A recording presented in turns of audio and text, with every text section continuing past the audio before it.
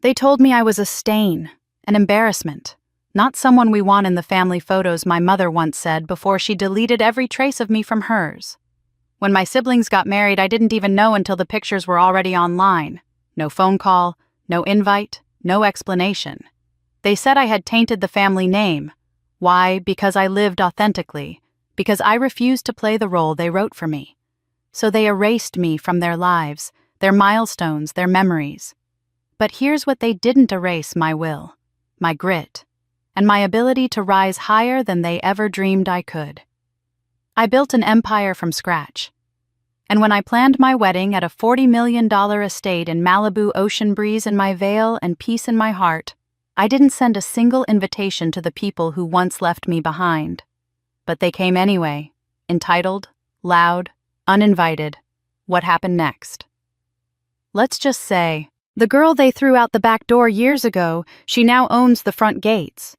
And when they tried to storm in, I smiled and made a call. Stay until the end, because this isn't just a story about revenge.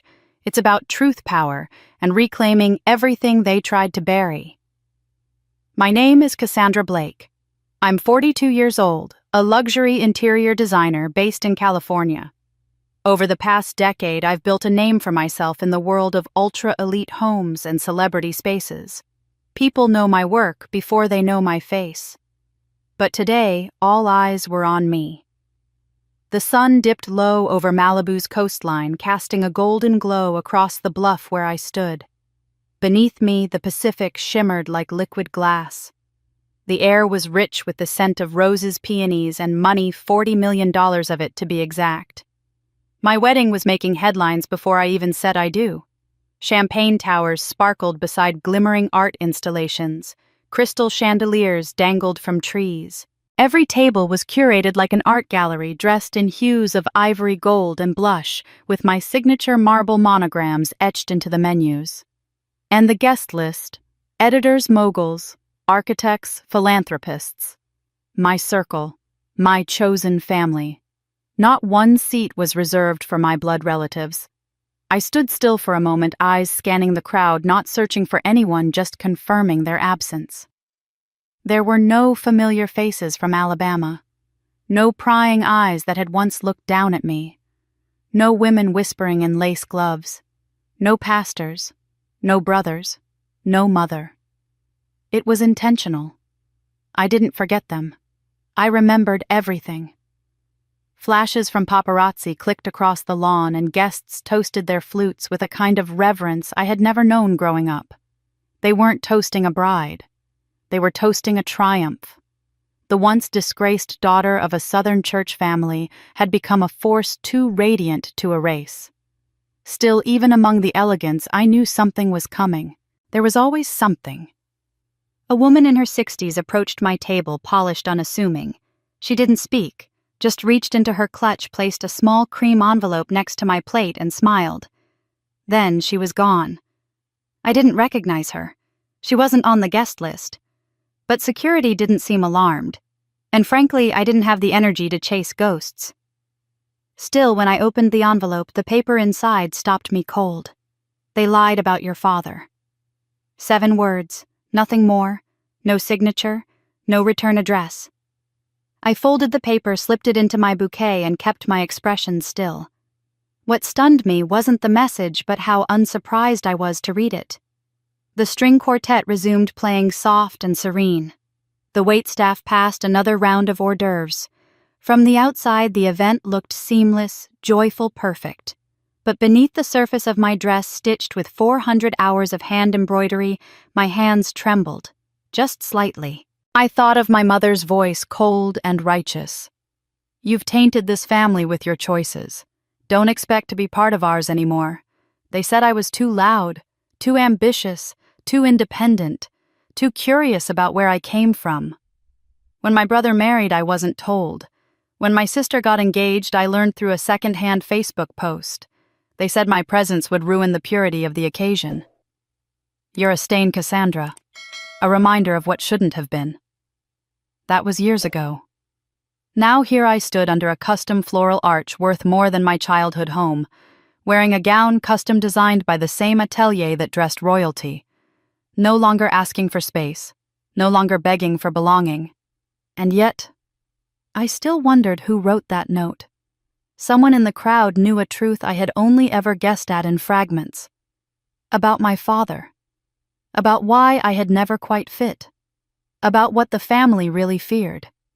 They didn't just exclude me because I rebelled. They erased me because I remembered. I let the thought pass as the music swelled again and the officiant took their place. My husband-to-be was smiling from across the aisle.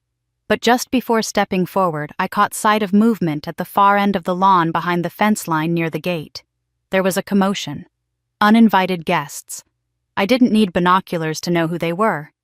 They had flown in without warning. No RSVP, no apology. Just indignation.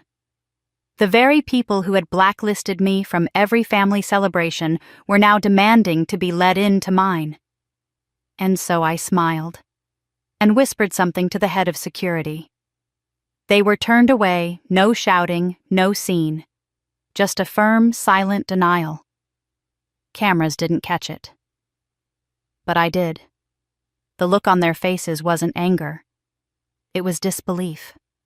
As if they'd never imagined I'd have the audacity to ban them. But I did. Because this time, I owned the gates. They banned me from their weddings. Now they were the ones being kept outside the gates. The music from the quartet still lingered in my head long after I turned away from the gate where my family had been denied entry. Their faces caught in that flash of disbelief might have rattled me once. But not anymore. If anything, their outrage was confirmation that I had finally reclaimed the right to choose who belonged in my life. Yet standing there in Malibu dressed in silk and surrounded by friends who celebrated me, I could not help but think about the little girl I had once been, the child they worked so hard to erase. If I was going to tell you how we arrived here, you need to understand the soil I came from. The soil was rich in red clay, and tradition watered by hymns and choked with judgment. I was born in Mobile, Alabama in the early 80s, in a household where the church was not just a place of worship. It was law. It was currency. It was the very oxygen we breathed. My family belonged to a white Southern congregation that valued appearances above almost everything else. On Sundays, every pew was filled with pressed dresses and polished shoes, each family presenting themselves like a perfect picture in a frame. Smiles were rehearsed, prayers recited, reputations guarded like fine china. To belong was to follow the script without question. To deviate was to dishonor the family. From my first steps, I knew I did not fit into their frame. My sisters glided in their pastel dresses, ribbons tied just so, voices rising in perfect harmony during the hymns. I, on the other hand, wanted crayons instead of hymnals. I preferred sketching the stained glass windows rather than bowing my head in solemn silence. When the other girls rehearsed their choir pieces, I asked why God needed songs at all if he was already all-knowing. The looks I got in return, narrowed eyes from my mother, pinched lips from the pastor's wife told me I had broken an unspoken rule. By the time I was 7, my resistance was visible to anyone who cared to look. I hated the frilly dresses my mother laid out, their lace scratching my skin like punishment. I envied the boys who wore slacks and ties and were allowed to scuff their shoes in the dirt after service. While my sisters basked in praise for their demure manners, I was the one who dared to laugh too loud, ask too many questions, or slip off to draw in the margins of the Sunday bulletin. In a family obsessed with image, I was the crack in the glass they wanted to hide. Mother's words were always sharpest when we were alone. She would kneel face close to mine, her voice sweetened just enough to sting. "If you can't be like the rest of us, you'll be left behind," she said once as she yanked a ribbon tighter in my hair, pulling until my scalp ached. It was not an idle warning. It was a prophecy. Every time she said it, the message carved deeper. I was conditional. Love was not mine to keep. It had to be earned by conformity.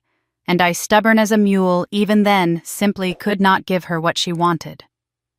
I remember one Easter Sunday, when all the children were meant to line up at the front of the sanctuary, a bouquet of spring colors, pink, yellow, lavender. I had hidden in my room that morning, refusing the dress waiting on my bed, a frilled monstrosity with puffed sleeves. Instead, I tried to wear my plain blue jumper paint-smudged faintly at the hem from my sketches. Mother caught me halfway down the hall. The slap she delivered was not loud, but it was final. She dragged me back, forced the dress over my head, and hissed in my ear, "Don't you dare make us look bad." Standing there on the church steps in that suffocating lace, I felt like a costume in their play. I could see the pride on her face as the congregation cooed. I could also see reflected in the glass doors a girl who didn't belong. That was the rhythm of my childhood. Every choice was a negotiation between being myself or being acceptable. When teachers praised my drawings, my mother dismissed them as scribbles. When I wanted to spend afternoons outdoors, she insisted I sit quietly with the other girls cross-stitching samplers of Bible verses. The irony was that I excelled at nearly everything I touched school art ideas, but none of it was enough because it wasn't the script they had written for me. The deeper cruelty was not just rejection, but the performance of unity. In public, we were the Blakes, pristine, unblemished, the family others pointed to as pillars of the community. Inside the house, I was told to keep quiet, to keep still, to stop being myself. Every word of dissent was twisted into rebellion.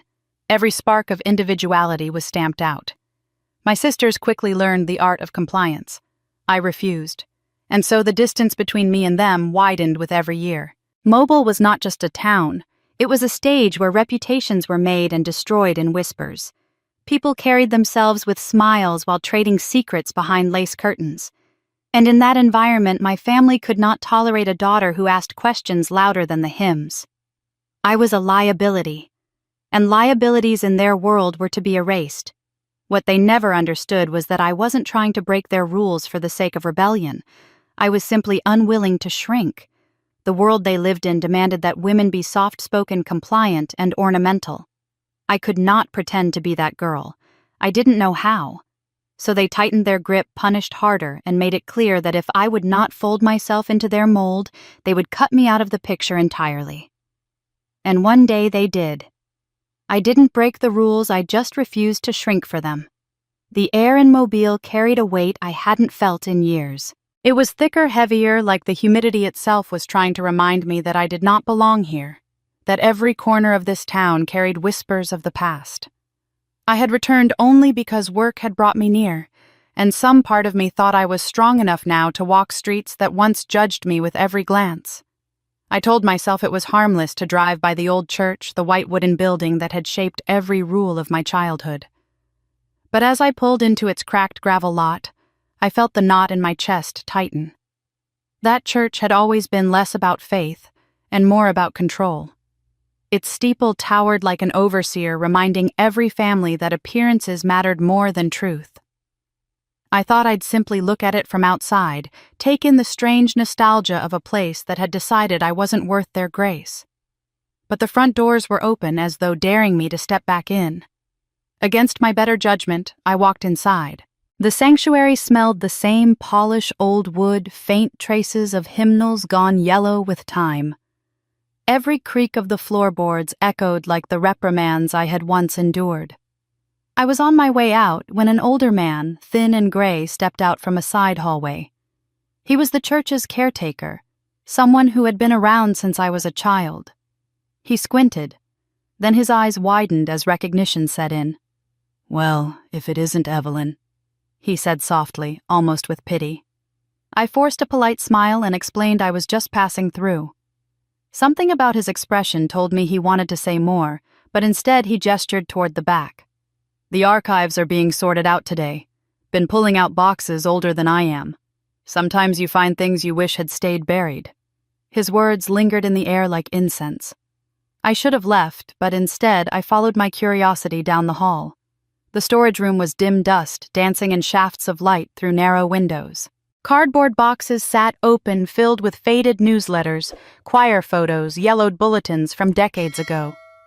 I sifted absent-mindedly until my hand caught on a photograph thicker than the rest. I pulled it free and my breath caught in my throat. The image was old black and white that had aged into sepia. There was my mother, young, perhaps no older than I was now when I first moved away. Her smile was radiant, unburdened, a version of her I had never known. And beside her stood a man I had never seen before.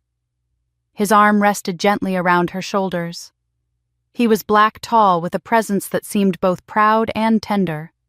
The photo, however, was not whole. It had been torn crudely down the middle.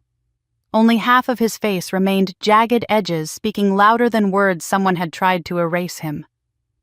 My pulse raced as I stared at it. I had grown up in a house where photographs lined every wall, each carefully framed to show perfection. Weddings, christenings, holidays, every image curated to paint the family as a picture of virtue. But never once had I seen my mother look the way she looked in that photograph. Never once had there been a man like him among the portraits. Whoever he was, he did not fit the story my family had told the world, and that was enough to destroy the evidence. I must have stood there too long because the caretaker's voice came from behind me, low and deliberate. Not everything that happens in this town gets remembered, Evelyn. Sometimes it gets buried. I turned, startled, clutching the torn photo in my hand. He shifted his weight, eyes darting to the door as if afraid someone might hear. People back then had lines you didn't cross. And if you did, you paid the price. Not everyone was allowed to love who they loved. His gaze flicked toward the picture, then back to me. He didn't need to explain further. The implication was already pounding in my ears. I wanted to ask him who the man was, what had happened, why the picture had been torn in half and hidden among forgotten boxes. But he only shook his head. Best not to go digging too deep. Some truths don't set you free, they make enemies. And with that he walked away, leaving me alone with the photograph trembling in my hand. I slipped it into my purse before my courage could falter. My mind spun with questions I couldn't quiet. All my life I had been told I was the problem, that I was the stain on the family's name. I had believed it was because of my independence, my refusal to conform, my unwillingness to play the obedient daughter. But this photograph whispered another possibility, one far more dangerous to the carefully guarded image my family had built. Perhaps their shame wasn't about me at all. Perhaps it was about a truth they had buried so deep they thought it would never resurface. Yet here it was, torn but alive, staring back at me from the bottom of a dusty box. I walked out of the church with my pulse hammering, the weight of the photograph heavier than stone. Every step to my car felt like crossing into forbidden territory. For the first time, I wondered if my exile had nothing to do with who I was, but with what I represented.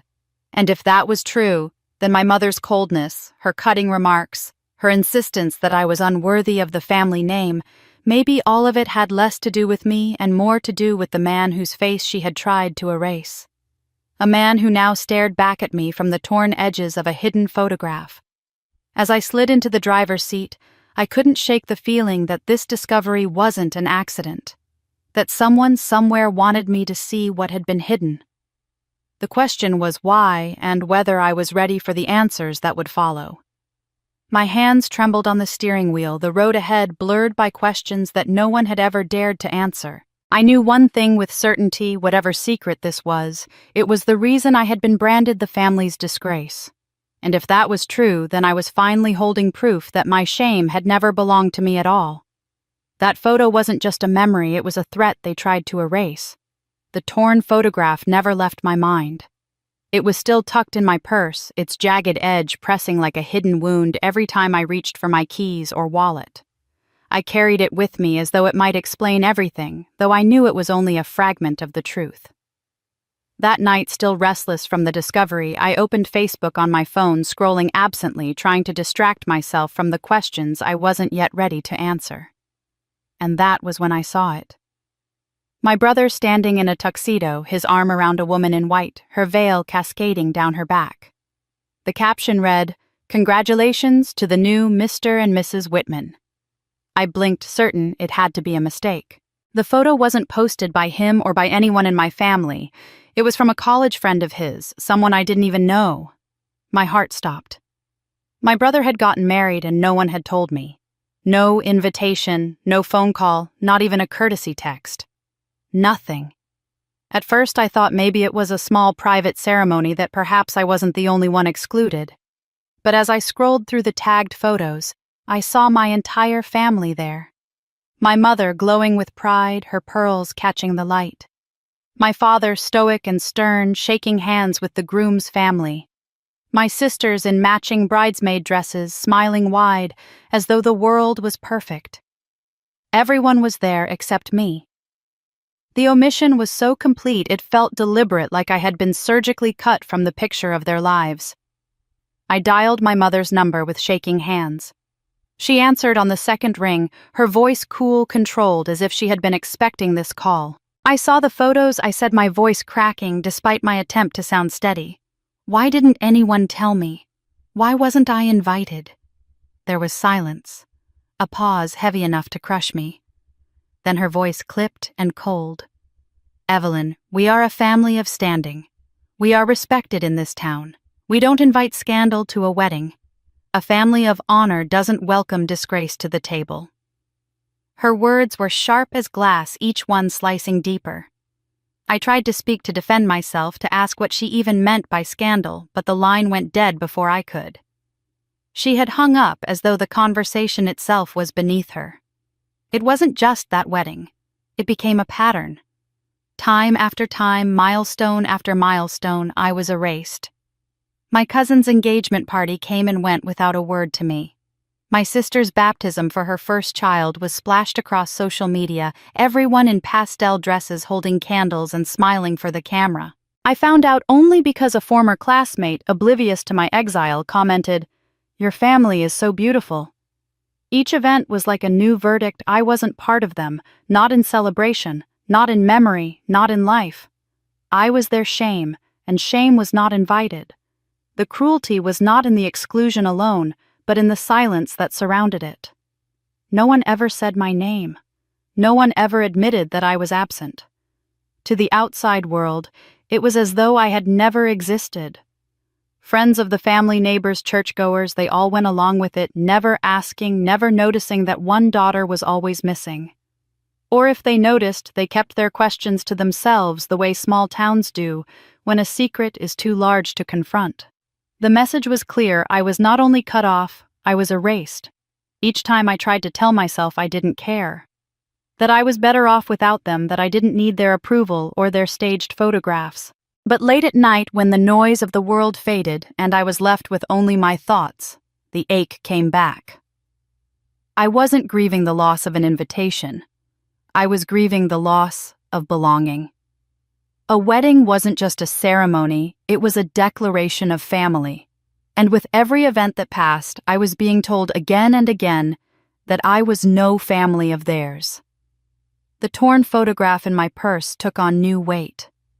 It was no longer just a relic of something hidden. It was proof that my exclusion wasn't random. They weren't cutting me out because of who I was becoming. They had started long before the moment my existence had threatened their carefully polished image. The photograph whispered that their hatred was older than my defiance, deeper than my choices. It was rooted in something they would never admit, something they were willing to sacrifice me to keep hidden. And now, every wedding, every christening, every gathering became not just a family celebration, but a stage where my absence reinforced their lie. I stopped looking at Facebook eventually. It was easier than watching them live their curated lives without me. I deleted numbers, blocked contacts, tried to wall off the hurt. But even then, the whispers reached me. Someone would mention a cousin's bridal shower, or I would overhear a coworker talking about a hometown celebration, and the knife twisted again. My family had found the perfect way to punish me by celebrating without me, by making sure I knew that joy existed, just not for me, not with me. What I didn't realize then was that the pattern they set, the cruelty they thought would break me, would eventually become the foundation of my revenge. For every door they closed, I found another to open. For every celebration they barred me from, I learned to create my own. And while they believed they had silenced me, they were only giving me a story too powerful to keep buried. But at that time, in the raw sting of rejection, all I could feel was the emptiness of being unwanted. I stared at their smiling faces on screens I wasn't supposed to see, and I understood fully for the first time that I was not merely excluded, I was condemned. They acted like I was a disease quarantined from every celebration they ever had. The exclusion from weddings and family gatherings had been cruel enough, but what I didn't realize at the time was that silence was not the only weapon they used against me. It wasn't enough for them to erase me from their photographs and their invitations. They wanted to erase me from reality itself, and to do that, they built a new version of me, one that they could parade to the world as proof that their rejection had been justified. It started slowly, so quietly, that I didn't recognize it until the damage was already spreading. One afternoon, while walking through a farmer's market in a nearby town, I ran into an old classmate I hadn't seen since high school. She smiled politely, but her eyes carried a trace of pity that unsettled me. After a few pleasantries, she tilted her head and said almost too casually, "I heard you've been struggling. Your mom mentioned once that you always had some kind of nervous problem, even as a kid." I froze, my stomach dropping as though the ground had disappeared beneath me. My mother had told people that I was mentally unstable, that I had been fragile or broken from childhood. I wanted to deny it, to laugh it off, but the sympathy in her expression told me she already believed it. The story had spread without my knowledge, planted by the one person who should have defended me most. I walked away with groceries I could no longer taste, carrying the knowledge that my mother had been laying a false foundation of madness beneath my name for years. The lies didn't stop there. A few years later, while trying to get my fledgling business off the ground, I encountered another twist in the web they spun. My brother had started a business venture that collapsed spectacularly, leaving investors angry and finances wrecked. Instead of taking responsibility, he found a scapegoat. People began whispering that I had sabotaged him, that I had interfered, that I had always had a history of ruining things when they didn't go my way. I heard it secondhand at a networking event when someone mentioned it under their breath, not realizing I was within earshot. My heart pounded as I tried to hold my composure, realizing that once again the family had weaponized rumor against me. My brother's failure became my supposed crime. In the court of small-town opinion, guilt didn't require evidence, just a story told often enough by the right mouths to the right ears. The hardest blow came when I had finally begun to succeed despite their efforts. I had secured a meeting with a potential client, a major deal that would have given my business the stability it desperately needed. The contract was nearly finalized when out of the blue they withdrew. I was stunned, desperate to understand what had gone wrong. After days of unanswered calls, the partner finally admitted the truth. They had received an anonymous email warning them that I was unreliable, manipulative, even dangerous. The email contained just enough personal detail to sound credible, though all of it was twisted or outright fabricated. At first, the client refused to reveal the source, but months later, through a chance slip in conversation, I discovered the address it had come from was linked back to my sister. She had sent it cloaked in secrecy to undermine me. The betrayal was a knife to the gut, not just because it cost me a crucial opportunity, but because it confirmed something I had feared all along. My family wasn't simply ashamed of me. They were actively working to destroy me even from miles away. It was then I understood that their strategy wasn't just exclusion, it was reinvention. They couldn't tolerate the truth of who I was, so they created a version of me that fit their narrative. In their story, I was the unstable one, the saboteur, the woman who ruined everything she touched. And the more they told it, the more it stuck, until even strangers treated me with the kind of caution reserved for the untrustworthy. They didn't just want me gone, they wanted me discredited, so that if I ever tried to speak, no one would believe me. I remember staring at the ceiling late at night, rage and grief tangling in my chest, wondering what kind of mother, brother, or sister could justify such cruelty. It was one thing to push me out of their lives, but it was another to poison the very soil I walked on to ensure that no matter where I went, their version of me would arrive first. That was the moment when something hardened inside me. If they were determined to rewrite my story, then I would write a louder, truer one. They thought they could define me with whispers and lies, but they had underestimated the power of the truth I carried and the proof that one day would surface. They didn't just abandon me, they rewrote who I was. The lies they told about me had already seeped into my personal and professional life, staining every introduction, every handshake, every opportunity. But I learned soon enough that rumor was not their sharpest weapon. They wanted to go further than words. They wanted to bind me with chains I couldn't see until they were locked tight around me. That realization came the day I opened my mailbox and found a thick envelope marked with the seal of a law firm. The words inside made my vision blur. I was being sued for failing to honor a financial agreement with a major furniture corporation, a name that carried weight in my industry. They claimed I had defaulted on a substantial sum tied to contracts I had supposedly signed months earlier. My signature was on the documents, bold and clear, the same curves and strokes I had used my whole life. Only I had never put my pen to those papers. At first, I thought it had to be some kind of clerical error. Maybe someone else shared my name, maybe files were crossed. But as I flipped through the pages, my stomach tightened. The details were specific. My address, my business information, my tax identification number. Whoever had signed those contracts knew everything about me. It wasn't just identity theft from a stranger. It was someone close. Someone who had access to my life. I sat at my kitchen table with the documents spread out, my hands trembling, a hot wave of panic crashing over me. If I didn't find the truth, this lawsuit could bury me in debt I hadn't created. It could destroy everything I had built. With the help of a lawyer, we began to dig. At first, the company refused to cooperate, convinced that I was simply trying to escape responsibility. But piece by piece, the facade began to crumble. The forged contracts were traced back to a series of meetings I had never attended, held in cities I hadn't visited. Witnesses described the person who claimed to be me, and though their accounts were vague, one detail cut like a knife. The man introducing himself as my representative was my brother. He had used my name, my business, even my reputation to secure money he had no right to.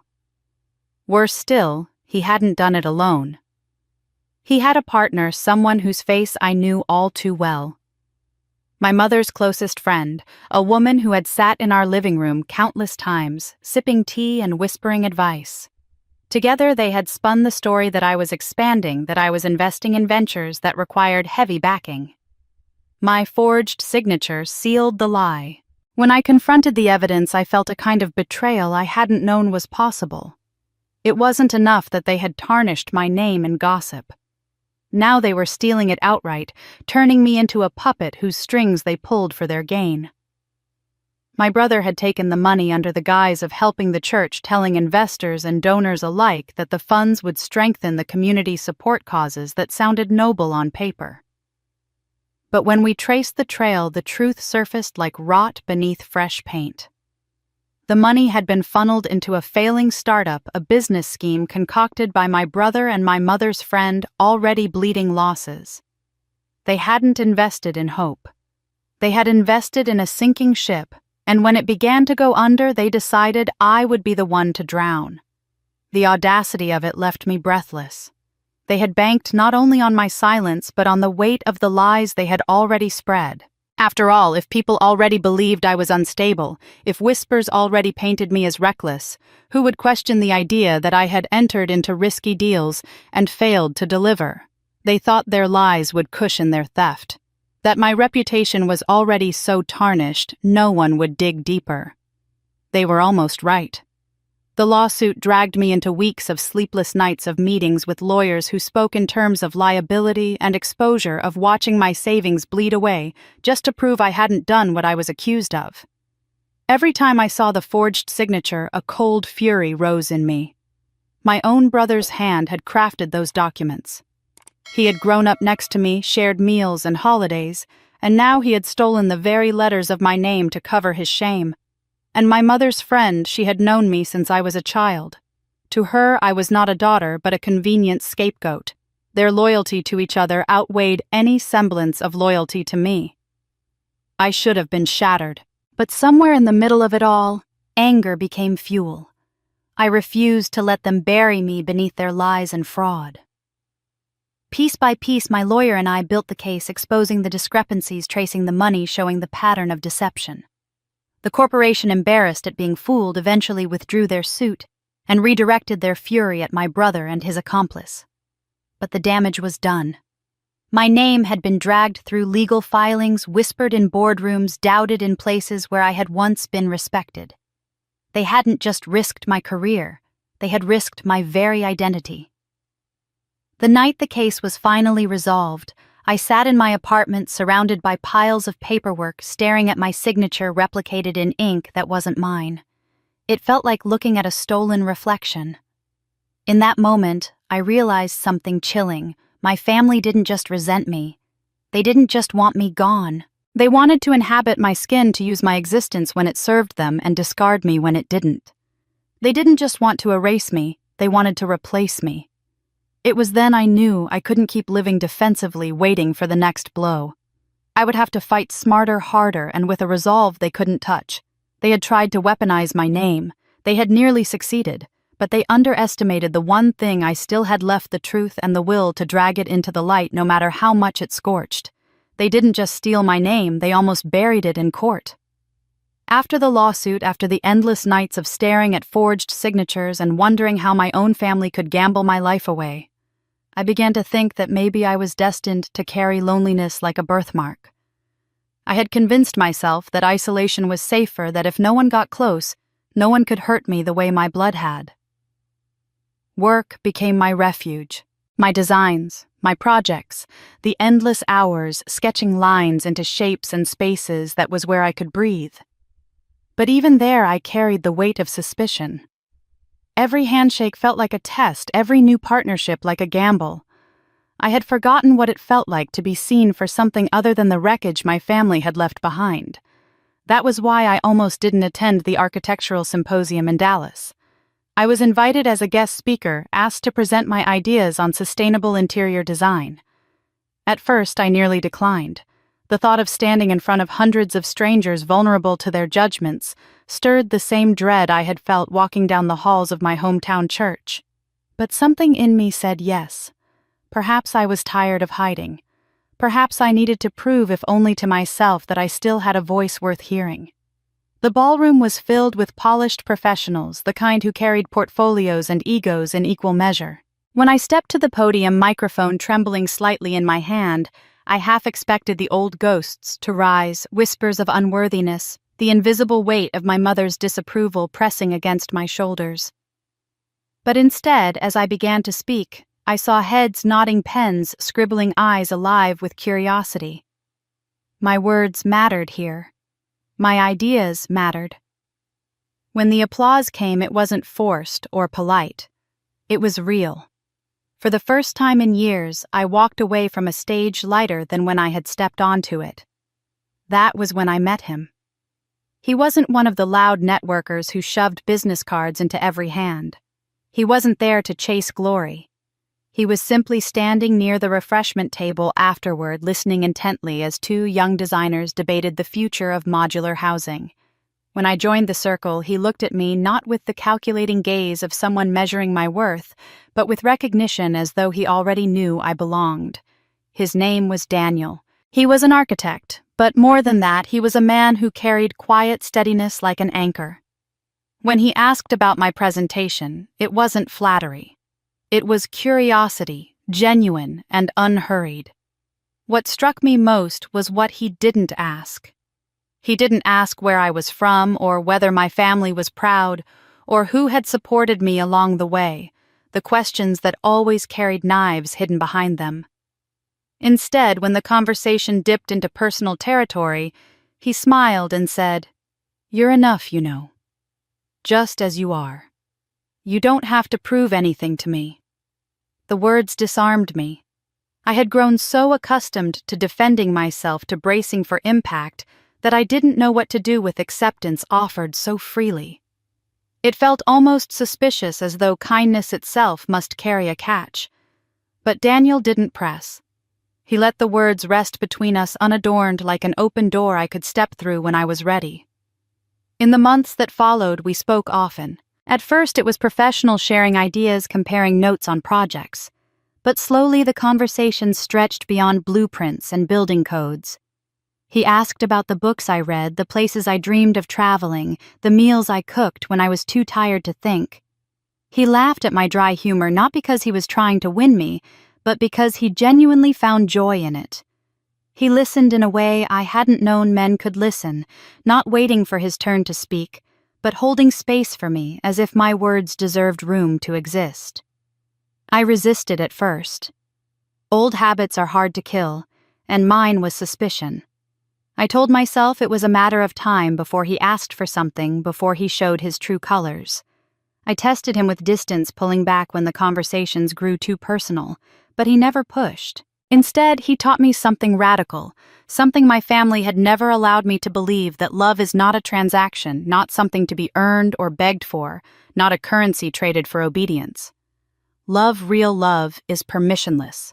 It arrives without conditions, without contracts, without strings pulled tight around your throat. It simply stays. It was in the small moments that I learned this truth. When he sent me a photograph of a building that reminded him of one of my sketches. When he noticed the way my hands shook in crowds and quietly steered me toward calmer corners. When he said without hesitation, "You don't need anyone's permission to exist in your own story." Each gesture chipped away at the fortress I had built around myself brick by brick. I began to see that survival was not the same as living, and that staying, choosing to plant myself in the present, instead of fleeing from shadows, was an act of defiance as powerful as any revenge. One evening, as we sat on a bench overlooking the river after a long day of touring historic districts, I found myself confessing more than I meant to. I told him about the lawsuits, the lies, the erasure, the endless ache of being unwanted by the very people who should have claimed me. My voice cracked, my eyes burned, and for a moment I regretted opening the wound. But Daniel didn't recoil. He didn't look at me like a broken thing. He simply placed his hand gently over mine and said, "Evelyn, you're not what they said you are. You never were. They didn't define you then, and they don't now. You're here, and you're whole." It was the kind of truth I had always known deep down, but never allowed myself to believe. For the first time in my life, I felt what it meant to belong without conditions. Not to a family name, not to a carefully constructed lie, but to a love that didn't require me to shrink or twist myself into palatable shapes. He didn't rescue me. He reminded me I wasn't broken. Success was not a lightning strike in my life. It was a slow burn one that started with borrowed furniture late nights and a determination that no rejection could extinguish. After years of being told I was unworthy, I poured every ounce of myself into a tiny studio space with peeling paint and secondhand drafting tables. I signed my first contract with a local cafe owner who had little more money than I did, but trusted me to turn his vision into something warm and inviting. I remember staying up until dawn, sanding wood by hand, sketching by lamplight, reminding myself that every stroke was a step away from the family who had cast me out. That cafe became a gathering place in town, and people began to whisper my name not with scorn but with admiration. One project led to another. Soon I was designing offices, boutique hotels, and private residences, each one carrying a piece of my stubborn resilience. Then came the turning point, an article in a regional magazine about rising stars in interior design. For the first time, I saw my own photograph printed under words of praise, not judgment. It was surreal to hold that magazine, to know my name could stand for something other than shame. Momentum built. A producer from TEDx reached out inviting me to speak on the intersection of space and healing. I was terrified, but I stood on that stage, looked into the eyes of strangers, and told them how I believed every room could tell a story of survival, of dignity reclaimed. The applause was not just polite. It was thunderous, heartfelt, affirming. My talk went online, and suddenly emails poured in from across the country, women, men, young, old, sharing their stories of being silenced, erased, or dismissed, thanking me for giving their pain a voice through design. That validation filled a hole I had carried my whole life. But even as the world was opening its arms, my own family remained silent, their absence louder than any crowd's cheer. Silence turned to calculated interest when money entered the picture. My work began to attract not just admiration, but contracts that made headlines, luxury hotels in Malibu, high-profile clients in Los Angeles. That was when the phone calls started trickling in. A cousin I hadn't heard from in a decade sent a text congratulating me as if we had been close all along. My mother forwarded me an invitation to a casual family dinner, as though the years of exile could be erased over roast chicken. They acted as though it was all a misunderstanding, a little spat that had gone too far, and now that I had made something of myself, it was time to put the past behind us. But I could see through every word. They weren't reaching out to embrace me. They were reaching out to harness me. To them, my success wasn't mine, it was a commodity, a new form of social currency they were desperate to trade on. The most telling moment came when my sister emailed me. She suggested we meet for coffee just to catch up. Against my better judgment, I agreed, curious if time had softened her. She arrived in designer clothes, her smile wide but her eyes sharp. The conversation was light at first. But soon she leaned in, her voice syrupy. She spoke about how wonderful it would be if I joined a charity gala she was helping to organize, how my presence would elevate the event, how donors would be eager if a successful designer like you was attached. She never asked about my life, my struggles, or even the man I had fallen in love with. To her, I wasn't a sister, I was a brand. And in that moment, I realized that what they craved wasn't reconciliation. It was rebranding. They wanted to slap my name, my image onto the facade of respectability they had worked so hard to maintain, hoping no one would remember how they had cut me out like a disease.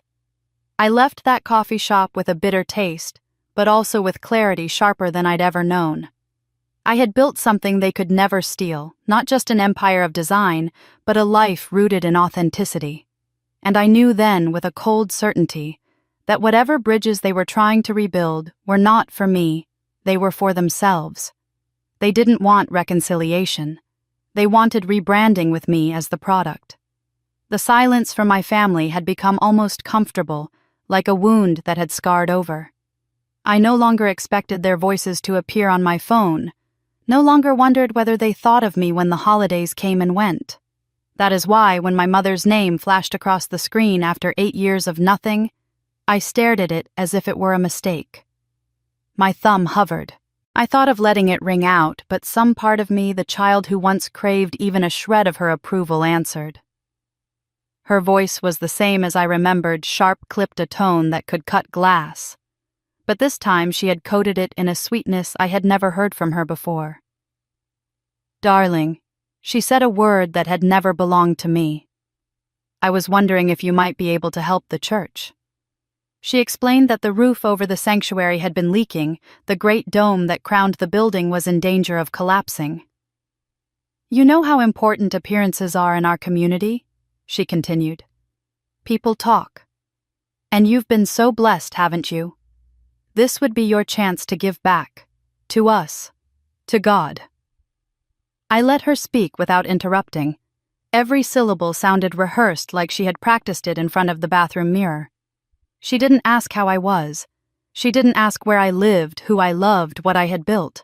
8 years without a single inquiry into my survival, and the first words were a request for money. I listened with a calmness that surprised me. The old me might have trembled, torn between resentment and the desire to please her. The woman I had become simply thought of course. When her pitch was done, I told her I would think about it, and we ended the call. Days later, my brother-in-law reached out. This man had barely spoken to me when I lived under their roof. He always treated me like furniture there, but unseen. His message came wrapped in false warmth, congratulating me on my success in California. Then he shifted into the real purpose. He had a business project, he said, a promising investment. He framed it as an opportunity for me to keep the money in the family. I could almost hear my sister's voice feeding him the lines. The implication was clear. They had decided my bank account was no longer mine, but theirs by extension, simply because we shared bloodlines that had meant nothing when I was cast out. I remember sitting at my desk reading his words on the glowing screen. Behind me, sunlight spilled through the glass walls of my office, bouncing off awards and framed articles. The contrast was almost comical. For years, they had spoken of me as a curse, an embarrassment, a shame to be scrubbed from the record. Now I was suddenly recast as the family's hidden treasure chest to be unlocked when their needs arose. I called my mother back once more, curious to see if she would mask the same request in another costume. She answered with a cheer that sounded forced. I asked her directly, "When was the last time you thought about me without needing something?" There was silence, then the faint sound of her breath catching. She recovered quickly, pivoting back to the roof, the church, the community that would crumble without my help. That was my answer. So I smiled. Not the smile of agreement, but the kind of smile that comes when clarity finally sharpens into focus. I told her I couldn't help. Not this time, not any time. I hung up before she could protest. Then, with steady hands, I blocked her number and the number of my brother-in-law. The line went dark again, but this time it was by my choice, not theirs. What they didn't understand was that I had survived 8 years without their voices, and in that silence I had built something stronger than their approval. I had learned that real family is not measured in blood, but in presence. And the only presence they had ever offered me was absence, until they thought I was useful. They didn't knock to see how I was. They came for the safe they thought I kept behind the door. The call about the church roof had barely settled into the silence I had chosen when another shadow from the past came crawling forward. It arrived not as a phone call, but as a letter from a law office in Montgomery, Alabama. The letter was plain clinical, the kind of language that stripped human pain into lines of property records and signatures. It was about my grandmother's land. My breath caught when I read it. My grandmother, the only one who ever looked at me with unqualified love, had left a parcel of land in my name when she passed. It wasn't vast, but it was unique, a stretch of pecan trees and wildflower meadows tucked near a river bend where she used to take me as a girl. I had spent summers there barefoot in the grass, sketching in my little pad while she hummed old hymns. That land was my inheritance, not because of its market value, but because it was the last piece of her I could touch. The letter informed me the land had been sold, not by me, not with my consent, but with a document that carried my name scrawled in false ink. A power of attorney had been submitted years earlier, giving my mother the right to act on my behalf. The problem was simple and devastating. I had never signed it. The paper was a lie, and yet it had been enough to satisfy a courthouse clerk and a real estate transaction. The buyer was not a farmer or a neighbor, but a development company with plans to flatten the grove and build luxury homes. I called the office, listed my voice steady, though my hands trembled. The man on the other end confirmed it without hesitation. The record showed my mother as the authorized agent. She had signed the papers, pocketed the money, and walked away. The land was no longer mine. The words sank in like stones in water, heavy and final. For a moment, I couldn't breathe. That place had been the only corner of Alabama where I felt safe. I remembered my grandmother's words one hot July afternoon. "This soil is yours, baby. When the world tries to push you out, you'll always have a place here." Now even that promise had been stolen. I thought of storming into court, of dragging her name across every headline, of forcing the truth into daylight. A lawyer friend in Los Angeles told me I had a strong case fraud forgery theft. He said I could reclaim the land, or at least the value of it, that no jury would side with what had been done. But as he spoke, I felt a shift inside me. The young woman who once begged for scraps of belonging might have seized the chance to fight for recognition. The woman I had become realized something different. Their theft didn't define me anymore. If I waged war over that land, I would be binding myself to them again, tethering my life to their treachery. I sat with that decision for days. I drove to the coast, stood at the edge of the Pacific, and compared the roar of the ocean to the hum of cicadas in Alabama. One sound had been taken from me, but the other was mine now, vast and endless. I realized that soil, no matter how sacred, was not the root of who I was. They could forge papers, cash checks, sell memories, but they couldn't touch the empire I had built with my own 2 hands. I thought of my grandmother again, and for the first time I imagined she might tell me to let it go, to rise higher than the mud they had thrown. So I chose not to sue. Not out of fear, not out of weakness, but out of defiance. I would not spend another ounce of my life chained to their schemes. They thought they had buried me in legal documents and false signatures. In reality, they had freed me. Because when you no longer fight to prove what's yours, you can pour all your strength into becoming who you are. The grove was gone, but I was still here. And as I walked back to my car that evening, with the ocean breeze pulling at my hair, I whispered goodbye to that land, not as a victim, but as a woman who no longer needed it to stand tall. They stole the land, but I was no longer rooted in their soil. The betrayal with the land had barely faded from my mind when another wound was delivered, not with lawyers' letters or forged signatures, but with pixels and captions. It arrived in the form of a message from an old school friend, a woman I hadn't spoken to in years, but who still followed the edges of my life online. Her note was short. "Thought you should see this." Attached was a photograph, glossy and cheerful, posted on Facebook. It was labeled with a caption that read, "Family complete." I opened it expecting perhaps a holiday snapshot, something benign.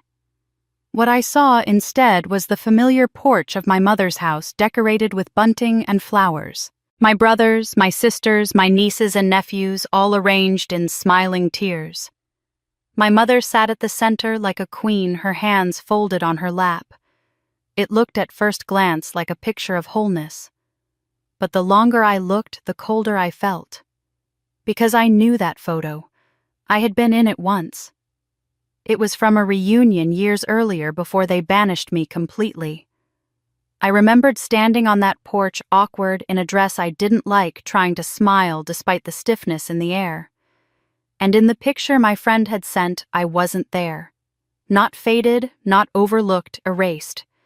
The space where I had stood was filled with new sky-clean siding, as though I had never been there at all. Someone had taken the time to cut me out, to brush me away pixel by pixel until the memory was seamless. They hadn't just moved forward without me. They had rewritten the past to pretend I had never belonged in the first place. I scrolled down and found comments. Old neighbors saying how beautiful the family looked, church friends typing words like perfect and blessed. My stomach twisted as I realized those compliments were built on a lie, a carefully crafted fiction. I wasn't just invisible. I had been turned into a ghost whose presence was too offensive to acknowledge. A part of me wanted to laugh at the pettiness of it. Adults grown with children of their own spending hours editing a photo to blot out their own flesh and blood. But beneath that urge was something darker, a grief so sharp it almost knocked the breath out of me. Because that picture was proof of something I had long suspected. They weren't just punishing me in the present. They were scrubbing me from memory, as if by erasing me from their narrative they could erase the shame they had decided I carried. I went to Instagram, then searching. My sister's account was public, as it always had been. She had reposted the same picture with her own caption, "We keep only what is worthy." The words burned. They weren't subtle, weren't coded. They were aimed at me, a proclamation to her followers that I was not worthy of standing beside them, not even in an old photograph. She hadn't written my name, but she didn't need to. The absence spoke louder than any mention. I stared at her profile for a long time, scrolling past vacations, dinners, celebrations I had never been invited to. In every image, their smiles stretched wide, their lives seemingly untouched by the daughter and sister they had cast out. And yet, there it was, the work of erasing me still ongoing, still necessary to them. Because no matter how hard they tried to bury me, my shadow lingered enough to make them afraid of leaving me in a photograph. I closed my laptop and sat in the dim of my apartment, the hum of the city pressing in through the windows. For years, I had fought against being forgotten. Now I understood something even colder. They didn't just want me forgotten. They wanted me rewritten. They wanted to create a family history where I had never drawn breath, never smiled, never stood awkwardly on a porch in a dress that pinched my shoulders. It wasn't enough for them to push me out of the present. They were reaching back with scissors and paintbrushes, cutting me from the past. The pain was deep, but beneath it, another feeling flickered. Defiance. If they thought they could erase me by deleting a body from a photo, they had no idea what I had become.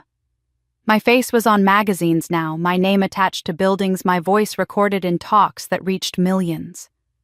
They could spend their lives erasing me from scrapbooks, but they could never erase me from the world.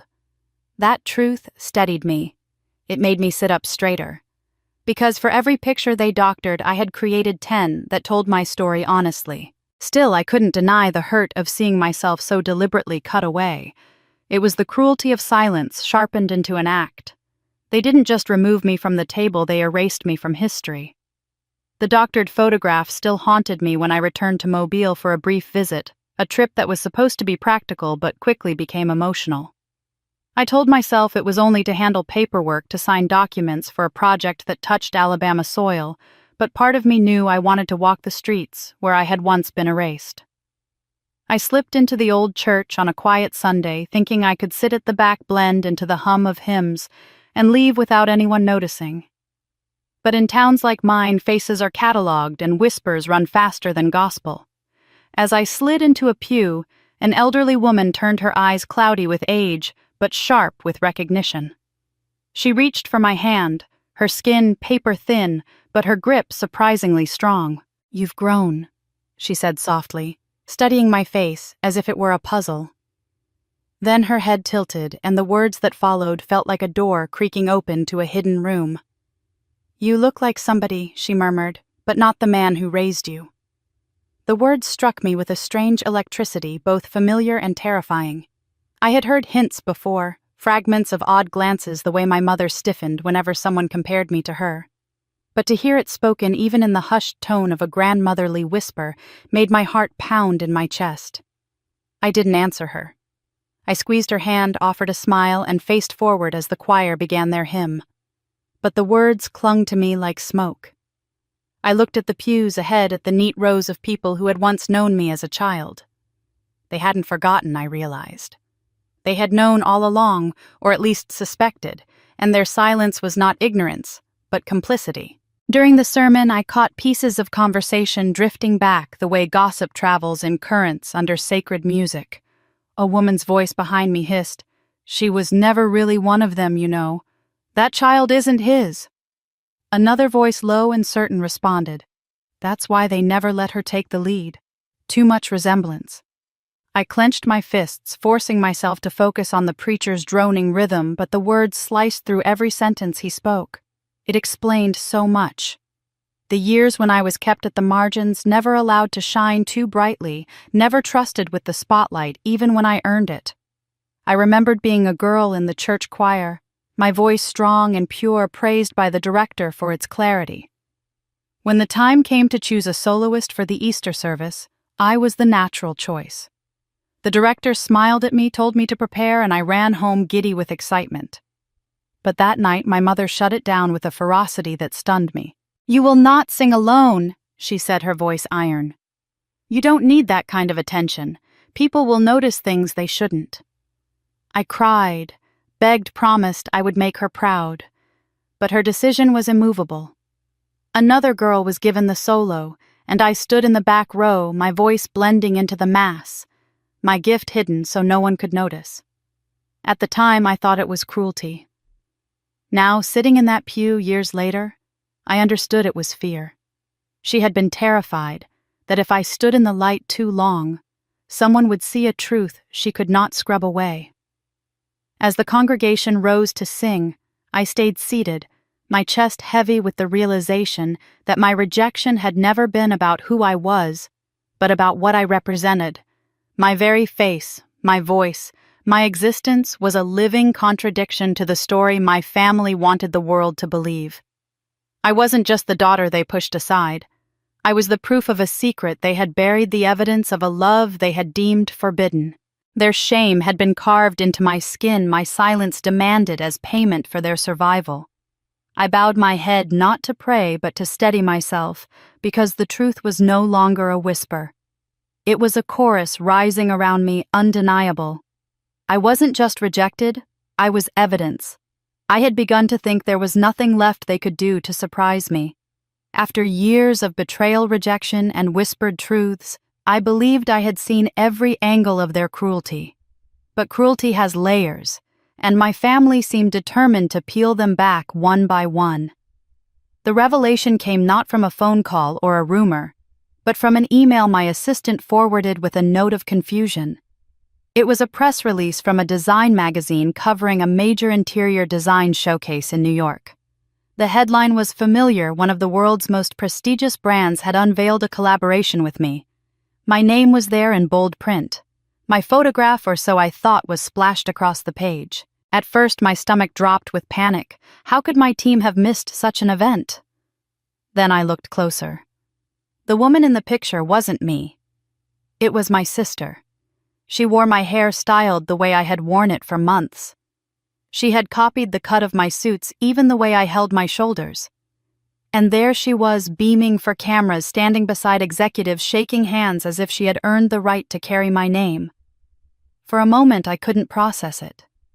My mind reeled back to childhood, to the times she had borrowed my clothes without asking, mimicked my handwriting, even teased me for how I spoke until she began speaking that way herself. But this was no sibling rivalry, no childish mimicry. This was identity theft dressed in couture. I called her that night. My voice was steady, though inside I felt the floor shifting. She answered on the second ring, her tone casual, almost amused, as if she had been expecting me.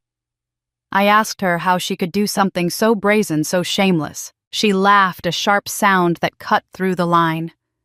"You don't get it," she said. "The world doesn't care about truth. It cares about image. They don't know who you are. They only know the story they're fed. And if I tell it well enough, they'll believe me." She spoke the words like she had rehearsed them, like this wasn't a one-time stunt, but a philosophy she had carried, nurtured, and finally unleashed. Her words struck me harder than the act itself. She wasn't embarrassed. She wasn't afraid. She was proud of it, convinced that by slipping into my skin, she had outsmarted not just me, but everyone watching. I reminded her that fraud has consequences, that contracts and signatures are not costumes to be borrowed. But she brushed it off with the same disdain she had shown me all my life. "No one will dig that deep," she said, smug. "They see a polished face, they hear a convincing story, and they nod. That's all that matters." But as much as her arrogance burned, the deeper cut came later when I learned the truth of who had orchestrated it. A contact inside the industry, someone I had mentored years ago, reached out in private. He told me the executives had been approached months earlier by my mother herself. She had arranged introductions, vouched for my sister, as if she were me, weaving a web of credibility out of her false smiles and sanctimonious tone. She had convinced them that I was too busy to attend in person, but that my sister, her assistant, could represent me. The brand, dazzled by the illusion of access, hadn't questioned it. They had taken the bait, shaking hands with a fraud, while the real me was kept in the dark. It wasn't just betrayal. It was strategy. My mother had never stopped controlling the narrative, even after casting me out. Now she had found a way to rewrite me entirely, replacing me with the daughter she found acceptable. Packaging her in my clothes, my mannerisms, my identity. It was a theft not of property, but of personhood. I sat in my office long after the call ended, staring at the magazine image on my screen. My sister's smile mocked me from the glossy page. In that moment, I realized this wasn't about money, or even reputation. It was about erasure. About proving that I was not indispensable, that even my success could be hijacked and worn like a mask. It was the same instinct that had cut me out of photographs, silenced my voice in choirs, and now dressed in designer labels strutted across stages pretending to be me. The rage was hot, but beneath it lay something colder resolve. Because if they thought I would shrink in the face of this, they had underestimated me again. My story, my voice, my life, those were not costumes. They were scars, hard-earned and unreplicable. She could mimic my walk, my clothes, even my smile, but she could never steal the fire that had forged me. Still, I couldn't shake the image, the chilling realization that my mother and sister hadn't just envied my life. They had studied it, rehearsed it, and now they were performing it.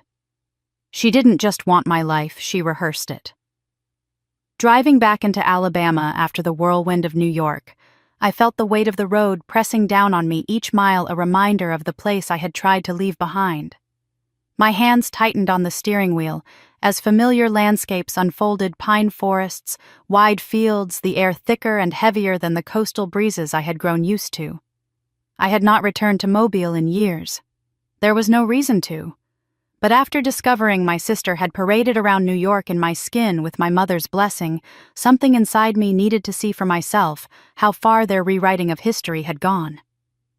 The first sign greeted me before the city limits. A massive roadside billboard faded from the southern sun stood at the edge of town. "Welcome to Mobile," it read, framed by magnolia blossoms painted along the edges. But my eyes snagged on the dedication printed underneath in bold, proud letters, "In honor of Margaret Anderson, a pillar of faith and community." My mother's name. My mother's face smiling back at me. She was painted as the saint of Mobile, celebrated as if she had raised us all in love and light. I pulled my car onto the shoulder, staring up at it in disbelief. The irony made me laugh, but it wasn't humor, it was hollow and bitter. The same woman who erased me from her own table had been immortalized as the matriarch of morality.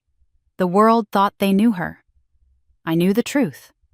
I drove past familiar neighborhoods, houses sagging with time yards dotted with rusted swing sets.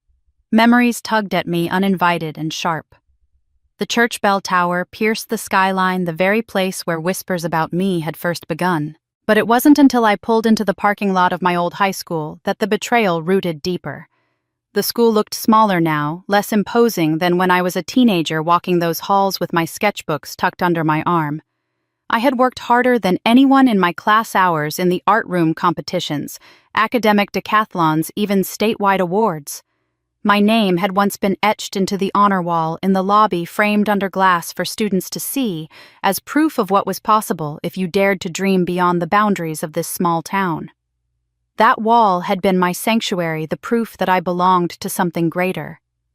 But when I stepped through the double doors, the lobby greeted me with silence and the faint smell of disinfectant.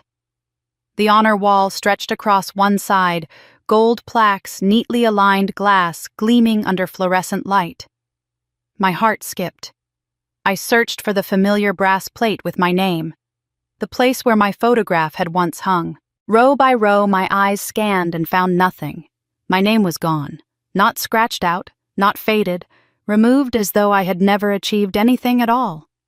I stood frozen, staring at the empty space where memory told me I should be. The school secretary, an older woman who must have replaced the one I remembered, shuffled papers at the desk and barely looked up. It wasn't until a familiar voice broke through the fog that I turned. Anna. The voice was frail, but steady. Mr. Whitaker. My old English teacher stood leaning against the doorway. His hair had thinned to silver. His shoulders stooped, but his eyes, those sharp, kind eyes, were the same. He glanced at the wall and then back at me. His lips pressed together as if he'd swallowed something sour. "They did that not long after you left," he said quietly, almost like a confession. "Took your plaque down. Said it was better for the school's image. That's what the board told us." My throat closed. Better for the school's image. Better to erase me entirely than to admit I had been one of their brightest students. I wanted to ask who had ordered it, but I already knew. My mother's reach extended farther than I had realized. She hadn't just erased me from family photographs, she had dug me out of the foundations of this town, ripping me from history itself. Mr. Whitaker's face softened. "You deserved better, Anna. Everyone knows it. But this place?" He gestured vaguely at the walls at the small town outside. "This place isn't ready for truth. They choose comfort over honesty. They always have." I nodded, though my chest burned. For a moment, I saw myself at 17 clutching the acceptance letter to art school, standing right there in that same lobby, so sure that my name on the honor wall meant permanence.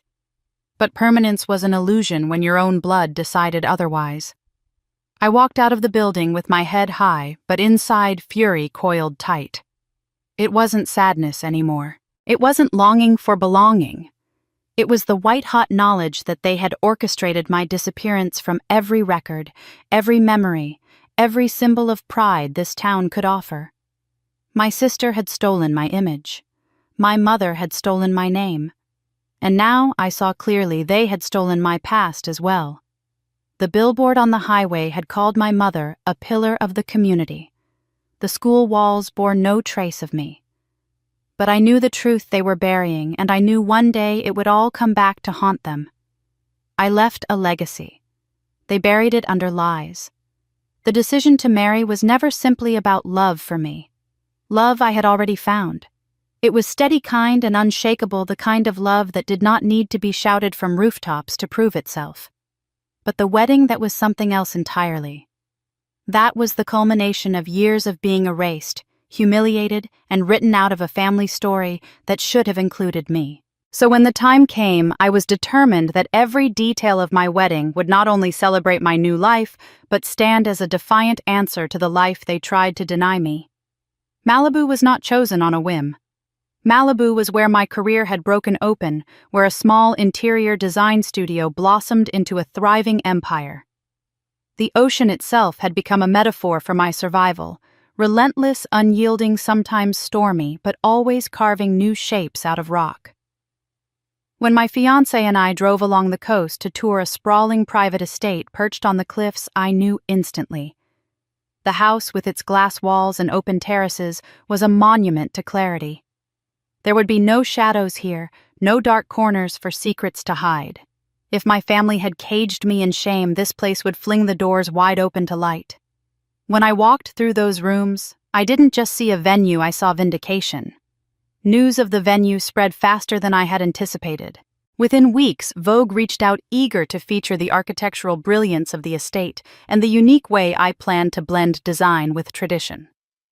Architectural Digest sent an inquiry asking if they could cover the wedding as a case study in modern celebration. For years, my family had spoken of reputation as though it were a fragile vase I had shattered. Now, the very magazines they once whispered about the kind of publications my mother would leave on the coffee table as symbols of aspiration were calling me.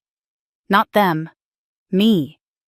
And though I smiled politely at every editor and every producer inside, I burned with the satisfaction of knowing that the spotlight they hoarded had finally turned, and it was mine. Then came the list. Guest lists are supposed to be joyful, scrolling through the names of friends who will dance beside you, colleagues who will raise a glass, mentors who shaped your journey. But for me, the list was something else. It was a battlefield. Each line I read carried the weight of years of betrayal. My planner, a seasoned professional who had organized ceremonies for celebrities and political elites, slid the draft list across the table. There were blank spaces marked family, waiting to be filled. I stared at them, and for a moment the little girl inside me wavered. Should I soften? Should I extend the olive branch? Should I leave one chair open just in case? But then I remembered. I remembered the Facebook photos of weddings I never attended, the hollow words about family honor that excluded me, the Photoshop edits that cut me from the frame, the signatures forged in my name, the lies, the whispers, the endless rewriting of who I was. My hand trembled only once before it steadied.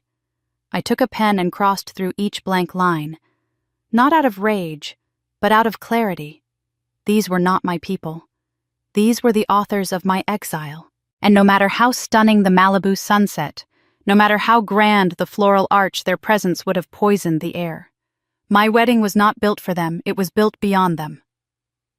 The planner hesitated. She had worked with clients whose estrangements were complicated, whose families hovered like ghosts on the edges of their big days. She cleared her throat delicately and asked, "You're absolutely certain? No one from your side?" I looked her in the eye, and in that moment I felt no doubt, no grief, no hesitation. Only the deep, quiet power of certainty. "Exactly," I replied. "Not one." What struck me most was not the act of exclusion itself, but the peace it brought. For so long, every decision of my life had been shadowed by their imagined judgment. Even in success, their voices lingered. What will they think? What will they say? Crossing out their names silenced those voices.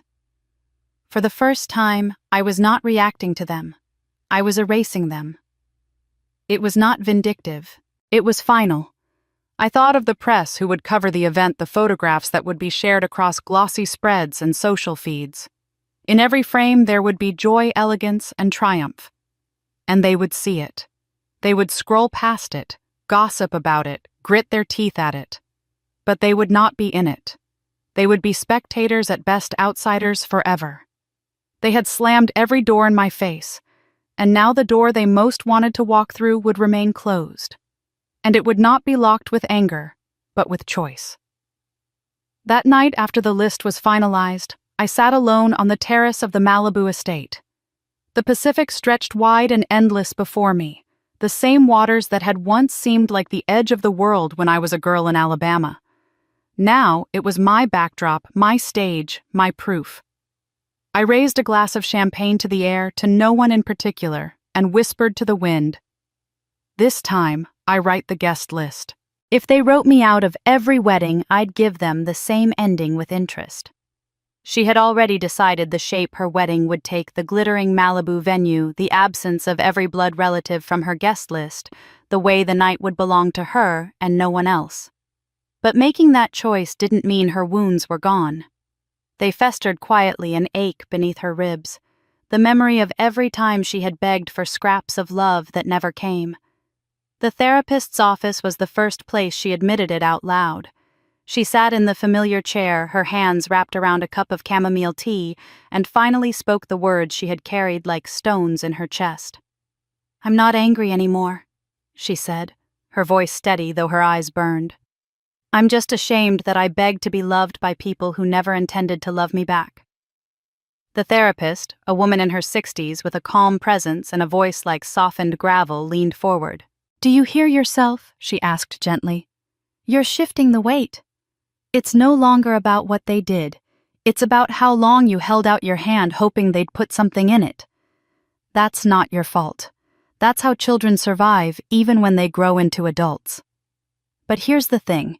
You don't need to forgive them to find peace. You don't even need to hold their chairs open at your table. You only need to make sure you don't set their overturned chairs back upright. Leave them exactly where they put themselves."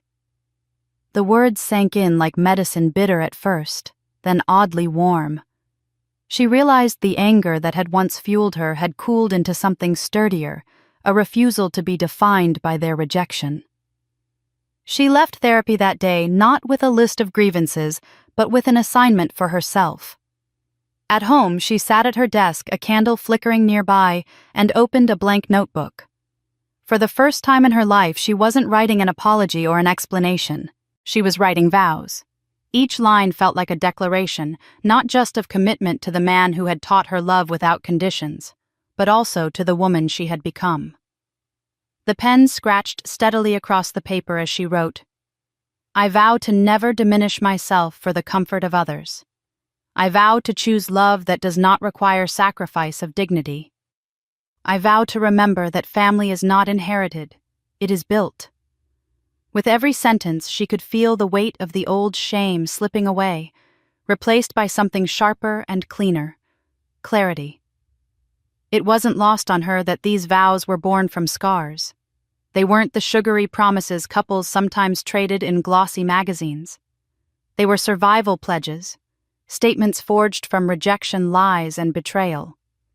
As she read them aloud to herself, she realized they sounded less like words meant for an altar and more like a manifesto for life. and that felt right. Her wedding would be beautiful, yes. It would be lavish, a headline event. But at its core, it would be a reclamation, a public declaration that she was no longer the girl begging at the gates of her own family. She was the woman who had built new gates, ones she alone controlled. The therapist's words echoed in her mind, "You don't need to reset their chairs." That became her mantra as she crossed out names from the guest list without flinching as she sketched ideas for the ceremony as she rehearsed the vows by candlelight. For once, she didn't feel like she was losing anything. She felt like she was gaining ground. Each vow she wrote was another brick laid in the foundation of her new life, a life untethered from the lies and cruelty of her past. Every vow I wrote wasn't just for him, it was a love letter to myself.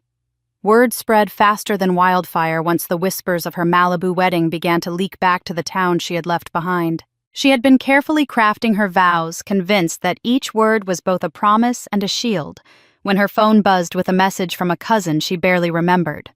Attached was a grainy video filmed on a shaky phone showing her mother standing in front of the congregation at the very church where she had once sung in the choir. Her mother's voice, sharper now with age but still commanding, rang out across the fellowship hall. She betrayed this family for money, her mother declared, her hands clutching the pulpit as if it were proof of her righteousness. The congregation nodded, some murmuring agreement, others shifting uncomfortably. Hearing it, the woman felt something twist in her stomach. Not anger this time, but a deep, familiar ache. Even now, her mother chose performance over truth. The video cut off, but the damage lingered. Within days, the rumors multiplied. She was told she had changed her gender because she had never conformed to her mother's ideal of femininity. Others swore she had abandoned her faith, turning her back on the church that had once been the measure of all worth in their small Alabama town.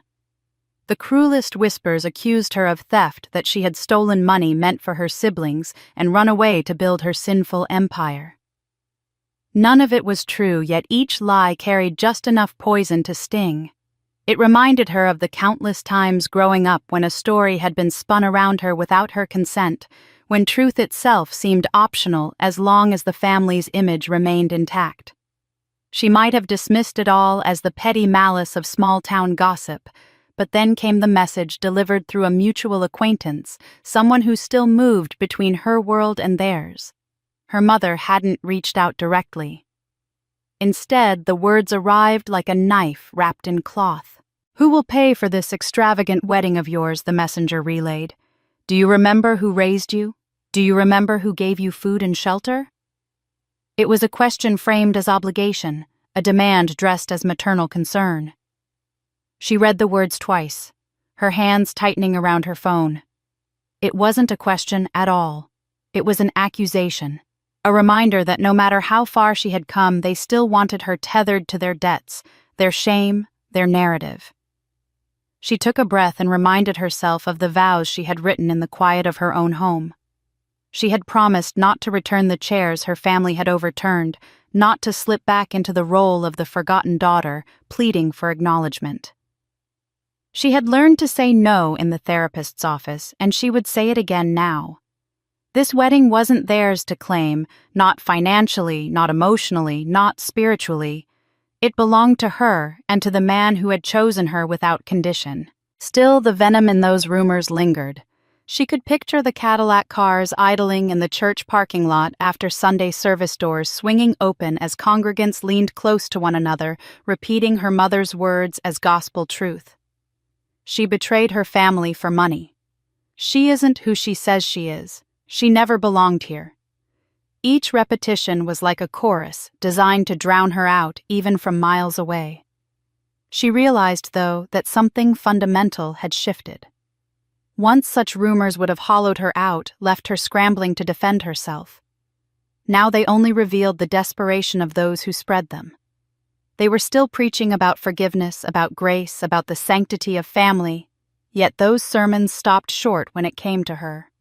The hypocrisy was suffocating, but it was also liberating. If their version of forgiveness required her silence and compliance, then she was glad to live without it. She would let them talk. She would let them turn her life into a cautionary tale whispered after church. And when her $40 million Malibu wedding arrived, she would let the truth right itself in front of cameras and lights, not as an apology, but as proof that she had survived everything they tried to erase. They preached forgiveness, just not for me. The call came late in the evening when the sky over Malibu was streaked with orange and violet, and she was going over the final seating chart with her wedding planner. At first she thought it was a mistake, a wrong number, until she saw the name flashing on her phone. It was her mother. For years, the woman had chosen silence or worse, indirect messengers who carried her words like poisoned darts. To hear her voice directly again was unsettling, almost surreal. She let it ring once longer than she should have, then pressed accept, bracing herself. Her mother's tone was sharp, but coated in a veneer of injured pride. "You're really going through with this wedding without your family?" she demanded. "Do you have any idea what the neighbors will think, what the church will say? A daughter marrying in front of cameras and strangers and her own mother left out like trash on the curb." It wasn't a question. It was an accusation wrapped in performance, designed not to reach her heart, but to wound her sense of duty. The words cut deep, but not in the way they once might have. Now they sounded hollow, rehearsed, like a sermon repeated too many times to still hold conviction. She drew a steady breath. "When my brother married, did anyone ask what the neighbors would think about me not being there?" She asked, her voice calm but sharp. "When my sister walked down the aisle, did anyone care that I was erased from the photos? Did you ever stop to think how it felt to be the only one excluded again and again? Or did you just hope I'd be too ashamed to ask?" Her words were not shouted. They were measured, deliberate, but they carried the weight of years of silence finally being broken. There was a pause on the other end, a pause heavy enough to betray surprise. Her mother, unused to being spoken to in this way, recovered quickly with indignation. "This is different," she snapped.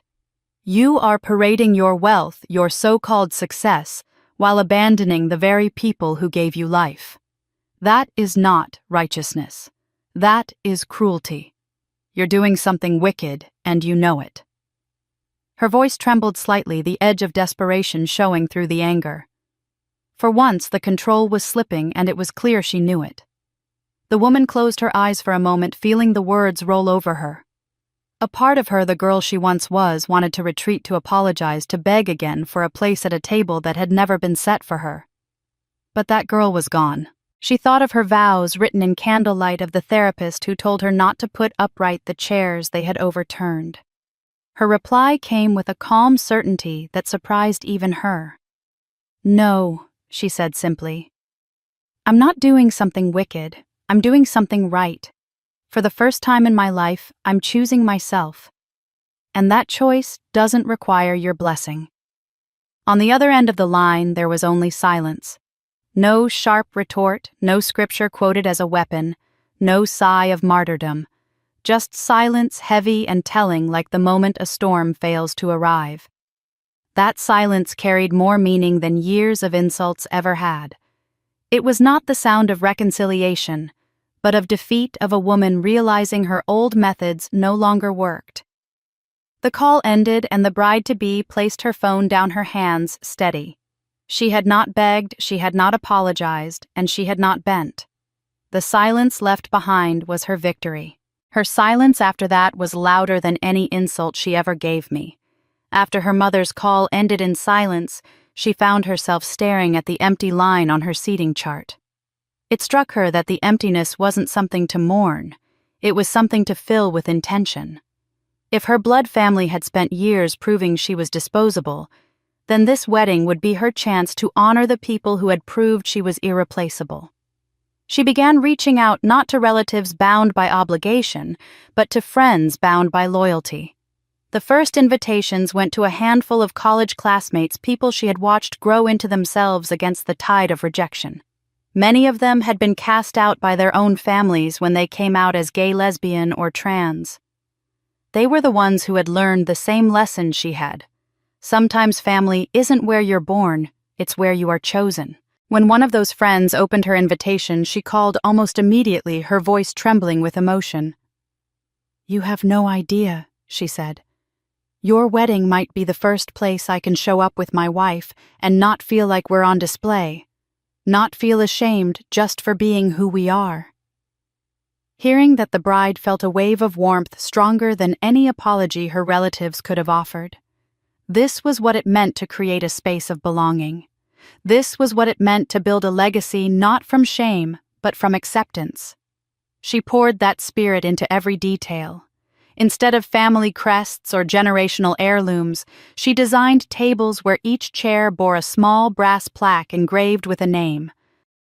Not the names of ancestors who had rejected her, but of people who had been cast out elsewhere, names of friends disowned by their parents, colleagues who had been shunned for divorcing neighbors, who had endured gossip for choosing independence. Every seat was a tribute, a declaration that those the world had deemed unworthy would now be honored at the grandest table she had ever set. On the day the florist came for a walkthrough, one of her guests stopped by early. He looked around at the glowing lights, the white roses spilling over the edges of the long tables, the engraved names catching the light, and he said quietly, "Do you realize what you've done? This isn't just a wedding. You've built a sanctuary." She felt her throat tighten. He was right. This was more than a celebration of her marriage. It was a rebellion against every gate that had ever been closed in her face, against every lie her family had told to erase her worth. Each guest who would walk into that Malibu estate wasn't simply attending a wedding. They were testifying to survival, to chosen kinship, to defiance. The more she added names, the lighter she felt. Where others might have seen a missing family tree, she saw a forest of her own, making branches reaching toward the light instead of bending under the weight of secrets. And when she looked at the final list, she smiled. This wasn't about revenge anymore. It was about redefining love on her own terms. Her wedding wouldn't just be documented in glossy magazines.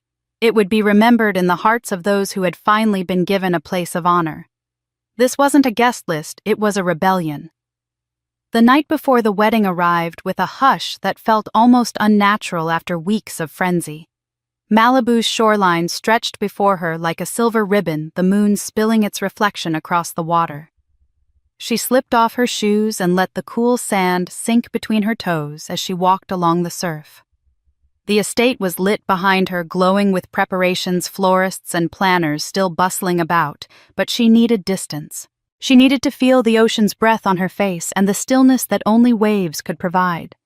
Tomorrow she would stand before hundreds cameras flashing vows, echoing her life on display in the grandest way imaginable. Tonight, she needed to remember who she was before the spectacle. She carried a small, leather-bound notebook, the kind that grew softer with years of touch. It had belonged to her grandmother, the only family member who had never looked at her with shame. The woman had died long ago, leaving behind only memories and a handful of keepsakes, but this notebook was something she had never fully explored. She had tucked it away during moves, afraid to open it, as though whatever words were inside might hurt as much as they healed. On this night on this beach, with the sound of the waves guarding her solitude, she finally slipped the elastic band free and opened it. The pages smelled faintly of lavender, the ink faded but careful. There were grocery lists and recipes in her grandmother's neat script notes from church gatherings, even a few sketches of flowers. But tucked into the back was a folded letter she had never seen before, sealed but brittle with age. Her hands trembled as she opened it. The handwriting was unmistakable, the looping cursive that had once written her birthday cards. She read in silence, the words glowing in the moonlight. "They may never call you daughter," it began, "but I have always called you Pride. You carry pieces of me that no one else ever will, and for that I am grateful. Do not waste your years begging for love that is too small for you. The world will try to tell you you don't belong. But I tell you now, you are mine and you are enough." Her throat tightened, her chest filling with both grief and a strange, fierce joy.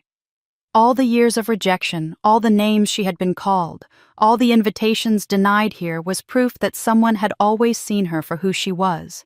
She pressed the letter against her chest, feeling the words steady her heartbeat. The wind picked up, brushing her hair across her face, the ocean roaring louder as if to answer her grandmother's voice. Tears blurred her vision. but she did not wipe them away. For once, they felt cleansing, not shameful. She sat down on the sand, the hem of her dress brushing the water's edge. Tomorrow she would wear silk and lace jewels and shoes worth fortunes. But tonight she was a barefoot girl clutching a letter to her chest, trying to believe that pride was not a sin, but a birthright. She read the words again and again until they etched themselves into her memory, until she could close her eyes and still hear her grandmother's voice saying them. The sound of laughter drifted faintly from the estate behind her, but she stayed still, letting the quiet stretch. It wasn't the silence of absence. It was the silence of recognition, of finally being told she had worth. When she rose to her feet, the letter tucked safely back into the notebook, she felt a strength she hadn't expected. Her family's cruelty had always tried to convince her that peace would only come if she surrendered, if she apologized, if she bent. But standing there, the surf washing over her ankles, she realized peace had nothing to do with surrender. It wasn't about quieting herself to suit others. It wasn't about silencing the past. It was about standing tall in the truth of who she was, and knowing she had been seen if only by one person who had mattered most. She turned toward the glowing estate, toward the future waiting just beyond sunrise, the letter burning like a shield in her heart. Peace didn't mean quiet. It meant finally being seen. The morning of her wedding dawned with a kind of brilliance that almost felt orchestrated. The Malibu sky was cloudless. The ocean glittered as though it too had been invited, and the estate buzzed with the careful coordination of planners, photographers, and florists. She dressed in calm silence, her vows folded neatly in her hand, the letter from her grandmother tucked safely in her heart. For a moment, it felt as if nothing could touch her. But just as the first guests began to arrive, their limousines winding up the coastal drive, the storm she had anticipated finally broke. A murmur swept through the staff near the entrance. Security radios crackled. And then she heard it raised voices, harsh and insistent, carrying over the hum of music and laughter. She stepped toward the window that overlooked the front gates, and her stomach tightened. A cluster of familiar faces stood outside, shouting, gesturing, wildly dressed, not for celebration, but for confrontation. Aunts, uncles, cousins she hadn't seen in years, their expressions a mix of fury and desperation. They pressed against the iron gates as though sheer force could break them, demanding entry to a wedding for which they had never received an invitation. Her guests inside whispered nervously, but the security team stood firm. "You are not on the list," one guard said firmly, holding up a clipboard. "You need to leave." The shouting only grew louder, accusations flying. "She's shaming her own blood. How dare she lock us out?" Cameras clicked in the distance. Members of the press, already stationed outside to capture the glamour of the day, now had a better story: a scandal at the gates of a $40 million Malibu wedding. The bride's heart pounded, but not with fear. She felt a strange clarity, the sense that this was inevitable, that they had written this script for themselves. She moved quietly toward the entrance, not close enough to be dragged into their spectacle, but near enough to see them clearly. And that's when it happened. One cousin younger than the rest caught her gaze and leaned toward the bars of the gate. His voice dropped to a whisper she could just make out. "It's your mother," he said. "She told us to do this. She wanted to embarrass you, to ruin your perfect day." For a moment her breath caught. She had suspected as much, but hearing it confirmed, whispered like a confession, made her chest tighten. Her mother had always wanted control, always wanted to dictate the narrative. Now, unable to stop her success, she had sent others to storm the gates like pawns in a cruel game. Flashbulbs popped as photographers swarmed closer, capturing every shout, every push, every tear-streaked face pressed against iron. What her family hadn't realized was that the world beyond their small Alabama town didn't view this as righteous indignation. It looked like chaos, bitterness, and entitlement. Within hours, the footage would be online hashtags, trending commentators dissecting every detail. Their attempt to shame her would become their own undoing, their faces forever tied to the spectacle of desperation at a wedding they were never wanted at in the first place. Inside the estate, the music rose a little louder, the staff closed ranks, and the bride straightened her veil with steady hands. She would not let their voices pierce her ceremony. She would not let their chaos define her peace. For years they had written her out of their celebrations. Today she had written them out of hers, and she would not edit the story to let them back in. They had chosen the gates. She had chosen the altar. And only one of those choices led forward. They thought they'd shame me at the gates, but they only locked themselves out forever. The morning of my wedding dawned bright and clear, the kind of Malibu day that looked almost painted by hand. I hadn't slept much the night before, not from nerves about marriage, but because I wanted to step into this day with full clarity. The commotion at the gates, their chaotic attempt to humiliate me in front of the world, had already confirmed what I knew all along: I was right to keep them off the list. As sunlight spilled through the glass walls of the bridal suite, I sat at the long mahogany table and opened the guest list one final time. This was more than paper and names. It was a testimony of who chose me and who I chose in return. My fingers hovered when I reached my mother's name. For a moment I stared at it, neat letters lined up in black and white.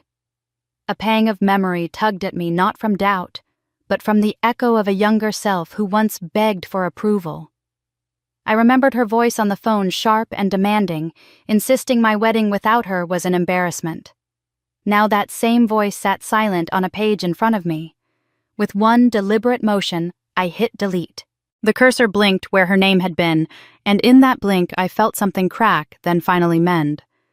A friend who had flown in early stepped into the room just then. She caught my expression as I closed the laptop and tilted her head. "Are you sure you won't regret it?" she asked softly. She had seen me cry before years ago, when I wondered what I had done to deserve their exile. I met her eyes and answered calmly, "I already regret something. I regret ever wanting them here." Her silence in response was not judgment, it was recognition. She understood I had crossed a line not out of spite, but out of liberation. Downstairs, the reception hall glittered beneath chandeliers imported from Italy. Tables were draped in ivory silk, each centerpiece designed with precision and care. As I walked among them, I saw the empty spaces I had left, deliberately unclaimed chairs tucked neatly under white linens. No one would sit there. No champagne would be poured at those places. To a stranger's eye, they might look like mistakes. To me, they were symbols. They were proof that absence could be louder than presence and silence more powerful than words. I had considered filling them with strangers or leaving them out altogether. In the end, I kept them exactly as they were. They weren't signs of loss anymore. They were declarations. Every empty chair said no to the scapegoat role, no to the erasure, no to begging for crumbs of love. They were mine, and they told my story more honestly than a table full of relatives ever could. Guests began arriving, laughter and conversation spilling into the air. They were friends who had stood by me when I had nothing, colleagues who respected my work, kindred souls who knew the sting of rejection and the courage it takes to reclaim dignity. One by one they filled the hall. Not a single glance was given to the empty seats. No questions about who wasn't there. The only thing celebrated was who was. Later, the photographer adjusted his camera and gestured toward the unfilled section. "Want me to crop that out?" he asked. I shook my head. "No, leave it. That's part of the story." He nodded, understanding that sometimes the negative space in a picture carries the heaviest weight. Those chairs weren't oversights. They were boundaries made visible. As I slipped into my gown, the silk hugged me like a promise. The reflection in the mirror wasn't just a bride. It was a woman who had survived exile, lies, and betrayal, and still had the audacity to walk down the aisle with joy. I no longer felt small. I no longer chased shadows.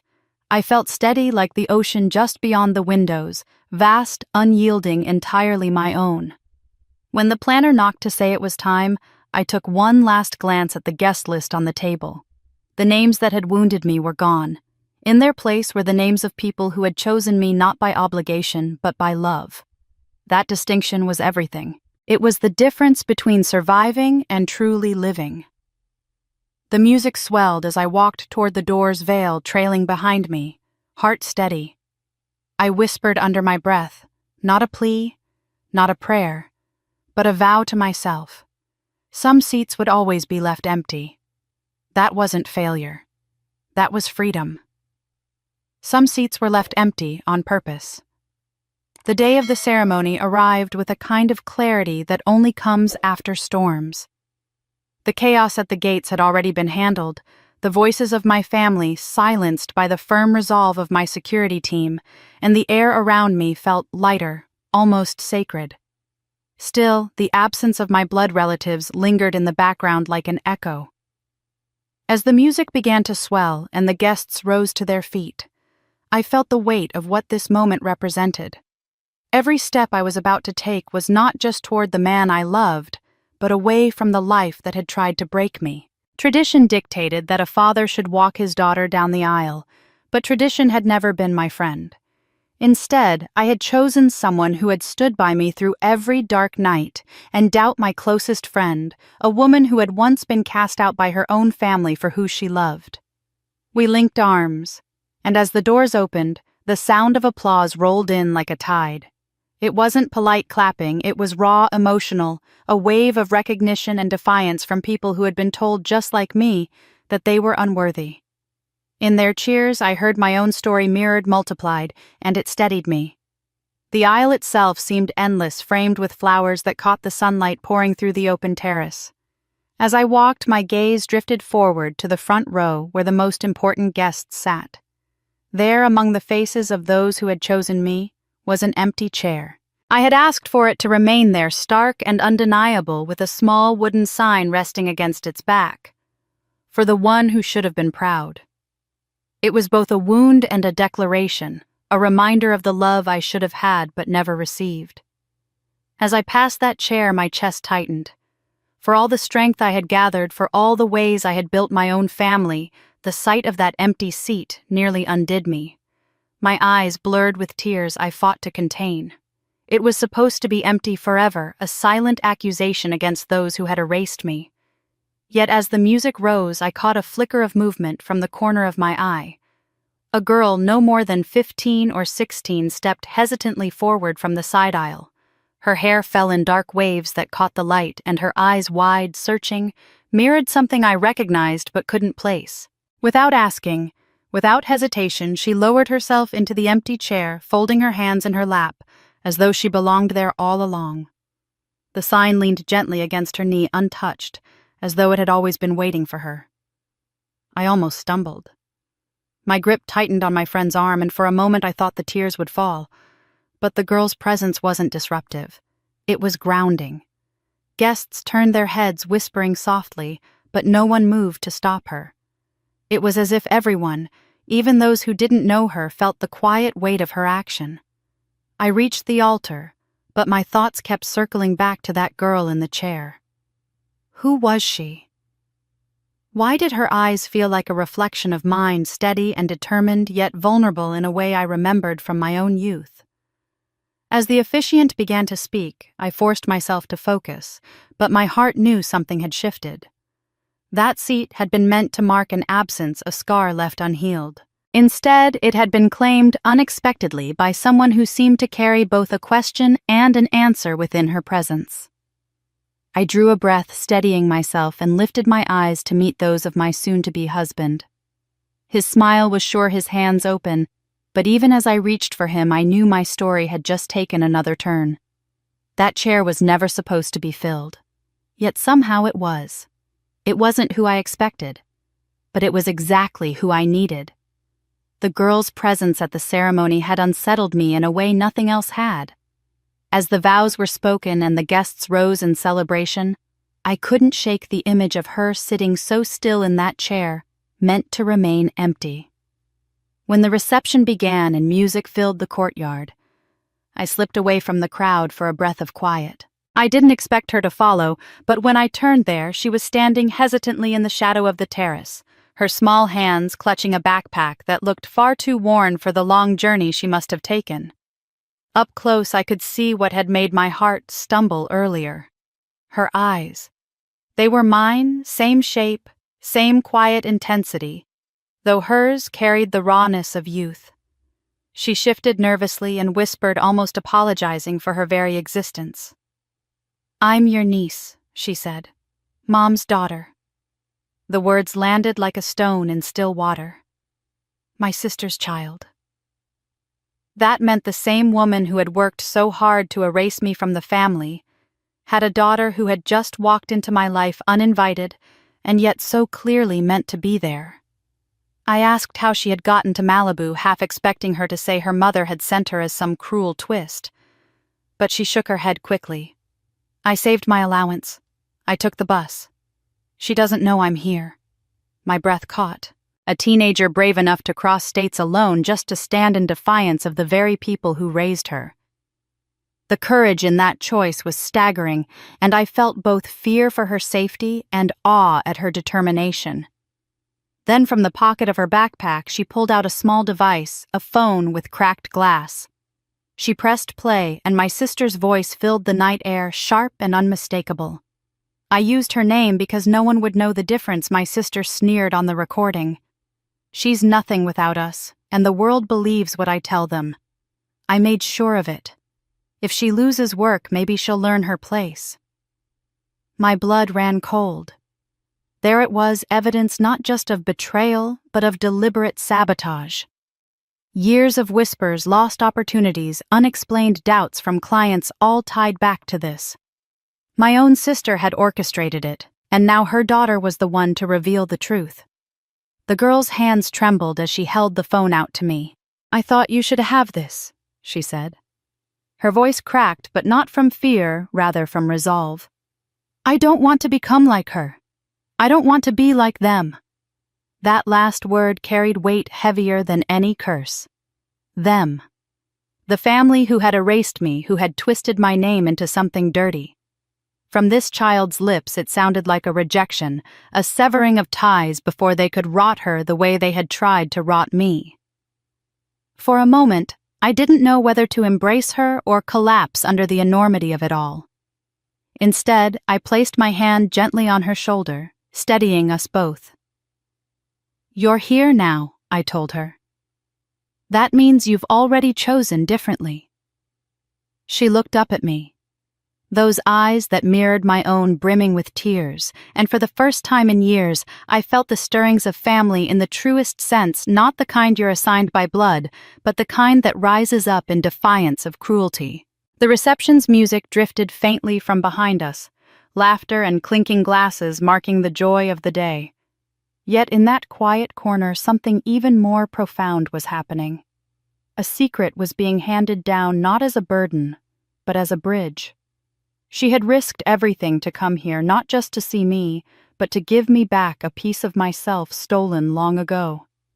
The evidence in her hand could ruin my sister's carefully crafted facade.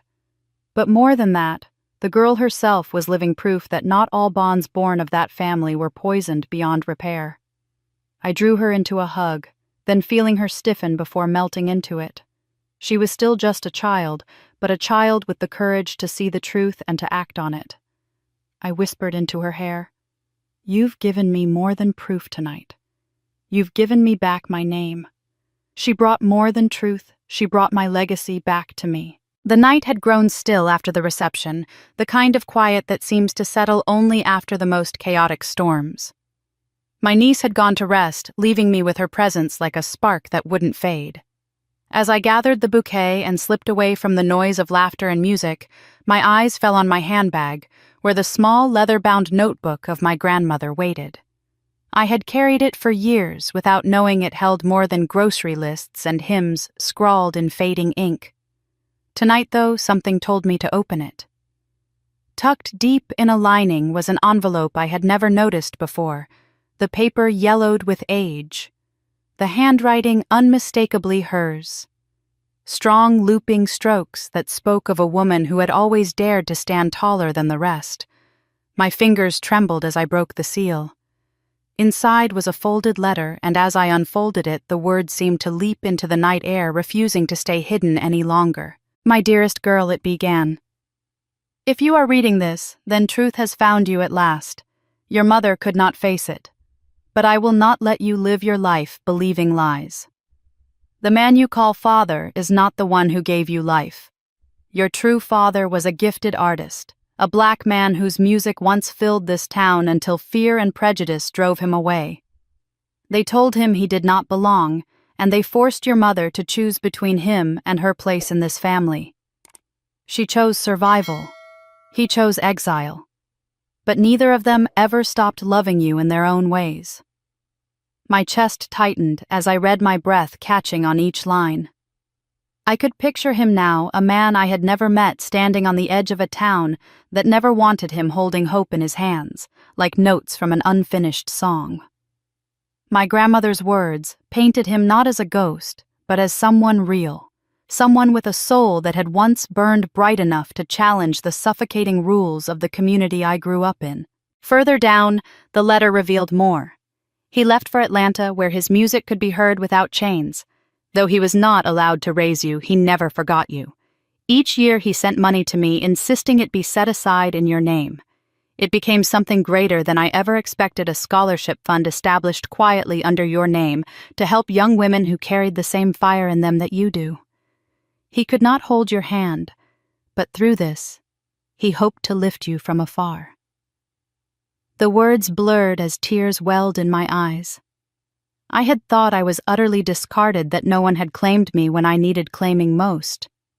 Yet here was proof that somewhere beyond the reach of my family's cruelty, there had been a man tethered to me by love strong enough to outlast distance, silence, and shame. Near the end of the letter, my grandmother's voice grew softer, almost pleading through the ink.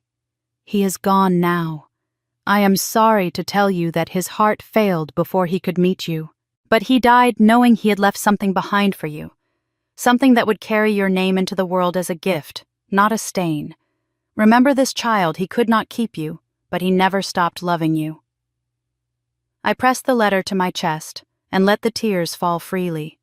All my life I had been told I was the family's shame, the reminder of a sin too terrible to name. Yet here was the truth. I was not a mistake, not an accident, not a burden. I was the daughter of love, of art, of resistance. My very existence had been fought for, not discarded. The thought of Atlanta burned in my mind. The fund, the lives it had already touched, the echo of his devotion stretching years beyond his death. It was all there waiting for me to claim. My empire, my marriage, my very survival. They had been built on my own resilience, but now I saw they were also built on a foundation he had quietly laid brick by invisible brick. I sat in the stillness, the waves of Malibu crashing faintly in the distance, and whispered into the night as though he could still hear me, I found you. I know you now. My grandmother's letter had given me more than answers. It had given me a name, a history, a truth no one could erase again. I didn't just find my father's name. I found proof I was always wanted. The letter from my grandmother lingered in my hands long after I had finished reading it. The revelation of my father's identity, an artist driven from town by fear and prejudice, had cracked something open inside me. For the first time in my life, I saw clearly that the shame I carried had never been mine to bear. Yet even with this newfound truth, old memories surfaced sharp and insistent, demanding to be acknowledged. They weren't memories of tenderness, but of constant correction, of being reshaped and polished until no trace of my true self remained. I remembered standing in the bathroom at 12 years old, the acrid smell of hair dye burning my scalp. My mother hovered behind me, her hands steady as she painted streaks of blonde over my naturally dark hair. "You'll look brighter this way," she said, her voice tight, more command than comfort. "Lighter hair makes people see you as refined, not common." I had wanted to cry, but tears were forbidden. Crying meant weakness, and weakness meant punishment. My reflection stared back at me, altered and unrecognizable, a girl already being erased. There were the summers when I longed to run wild under the Alabama sun, to let my skin bronze like the other kids who tumbled through fields without care. But my mother's voice always cut through the heat like a blade. "Stay inside. Don't let yourself get too dark. People talk. She would shut the blinds as if the sun itself were a threat. At the time, I thought it was about vanity, about appearances. Now, after the letter, I knew better. She wasn't protecting me from freckles or wrinkles. She was hiding the evidence of who I was, of where I truly came from. Clothes were another battlefield. While my sisters twirled in pastel dresses and pearls, I reached for bold colors, patterns that made me feel alive. My mother would snatch them from my hands before I could even try them on. Too loud, she snapped. We are not that kind of family. What kind of family, I wondered, were we? One that smothered color, silenced laughter, and painted over anything that didn't match their chosen palette. Each time she stripped those choices away, I felt a little more of myself vanish. Her words cut deepest when she repeated the same refrain as steady as a hymn drilled into memory. Don't let anyone think you're different. Don't let anyone believe you don't belong to this family. It was said at dinner tables in the car before church and hushed whispers when neighbors passed by. It became a mantra of control, a reminder that my very existence was a threat to the illusion she worked so hard to maintain. At the time, I thought she hated me. Now I understood she hated the truth written on my face. The truth that no amount of blonde hair, pale skin, or muted dresses could completely disguise. That realization hit me with the weight of years. My mother didn't despise me because I was rebellious or creative or outspoken. She despised me because I was undeniable proof of her choices of the love she had once dared to feel but had buried beneath lies. Every attempt to reshape me was an attempt to erase her own reflection to cover the cracks in the porcelain mask she wore for the town, for the church, for herself. I thought back to that line in my grandmother's letter. He could not keep you, but he never stopped loving you. The contrast was almost unbearable. My father had been forced away but had carried me in his heart across miles and years.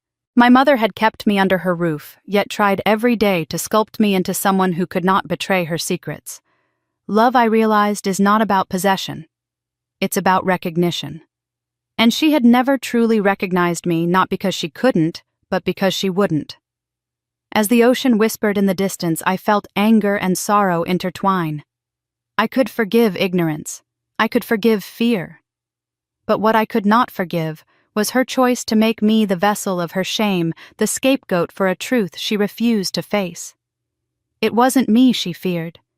It was herself, mirrored back in the features she tried so hard to bleach, in the skin she warned me not to darken, in the voice she silenced when I tried to sing too boldly. I folded the letter again and placed it back in my handbag, but the words stayed etched in me. For years I had believed I was broken, unwanted, the stain they told me I was. Now I understood. I had never been the problem. I had been the evidence. They weren't ashamed of who I was. They were ashamed of who they weren't. The microphone felt heavy in my hands as the music faded and the clinking of glasses died down. I stood at the center of the Malibu courtyard, the ocean wind carrying the scent of salt and jasmine through the air. The lights strung above us cast a warm glow across the tables where faces I had chosen, faces that knew pain, exile, and survival, looked up at me expectantly. For a moment, I hesitated, the weight of decades pressing against my chest. Then I drew in a steady breath and began. If family turns its back on you, I said, my voice low but firm, then you build another one. You make it stronger, brighter, and truer than anything they ever tried to deny you. The words hung there for a heartbeat, and I saw people lean forward, their eyes glistening. These weren't just my guests. They were people who understood exactly what I meant. As I spoke, I let my eyes move from table to table. There was Michael, my friend from college, who had been cast out of his home at 17 when he dared to tell his parents who he loved. He nodded slowly, tears brimming, his partner squeezing his hand under the table. There was Hannah, a woman I'd met through work who had raised herself after her parents abandoned her for being too difficult. She was crying openly now, dabbing her cheeks with a napkin but smiling through it. Everywhere I looked, I saw the same expression, the raw relief of being seen, being named, being included. This wedding, I continued, my voice gaining strength, isn't just about me or him. I turned slightly toward my husband, who smiled with pride. It's about us, all of us, who have been told we didn't belong, that we were too much or not enough. Tonight we write our own story. At that, the tears broke loose. Guests wept not with sorrow but with recognition. Shoulders shook, tissues were passed from hand to hand. Laughter rippled through the sobs as people embraced the honesty of the moment. No one here was pretending. No one here was polishing themselves for a family photo that would later cut them out. We were whole because we chose to be. The tables themselves spoke as loudly as I did. Each centerpiece carried a small card hand-lettered in gold. We did not just survive, we thrived. The words gleamed under the lights, repeated like a chorus across the courtyard. Guests picked them up, read them aloud, and passed them around. For some, it was the first time they had ever heard survival reframed as victory. For others, it was a declaration they had long believed, but never dared to say aloud. I watched as conversations bloomed around those cards. A man in his 60s told the table how his own brother hadn't spoken to him in 20 years. A young woman revealed she had left home at 16 with nothing but a backpack, and now she was finishing her degree. Each story rose like incense into the night air, weaving together into something greater than any sermon I had ever heard in church. Looking out at them, I felt my grandmother's presence again, the letter she had left me still heavy in my handbag. She had known the truth.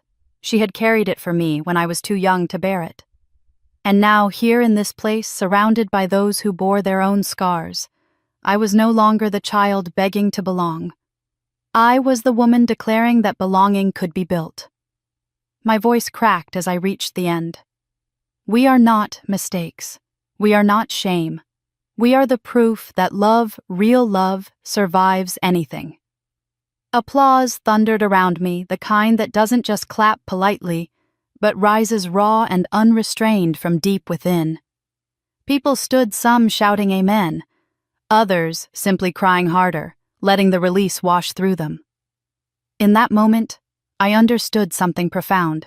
Weddings are usually about two people joining together, but ours was about so much more.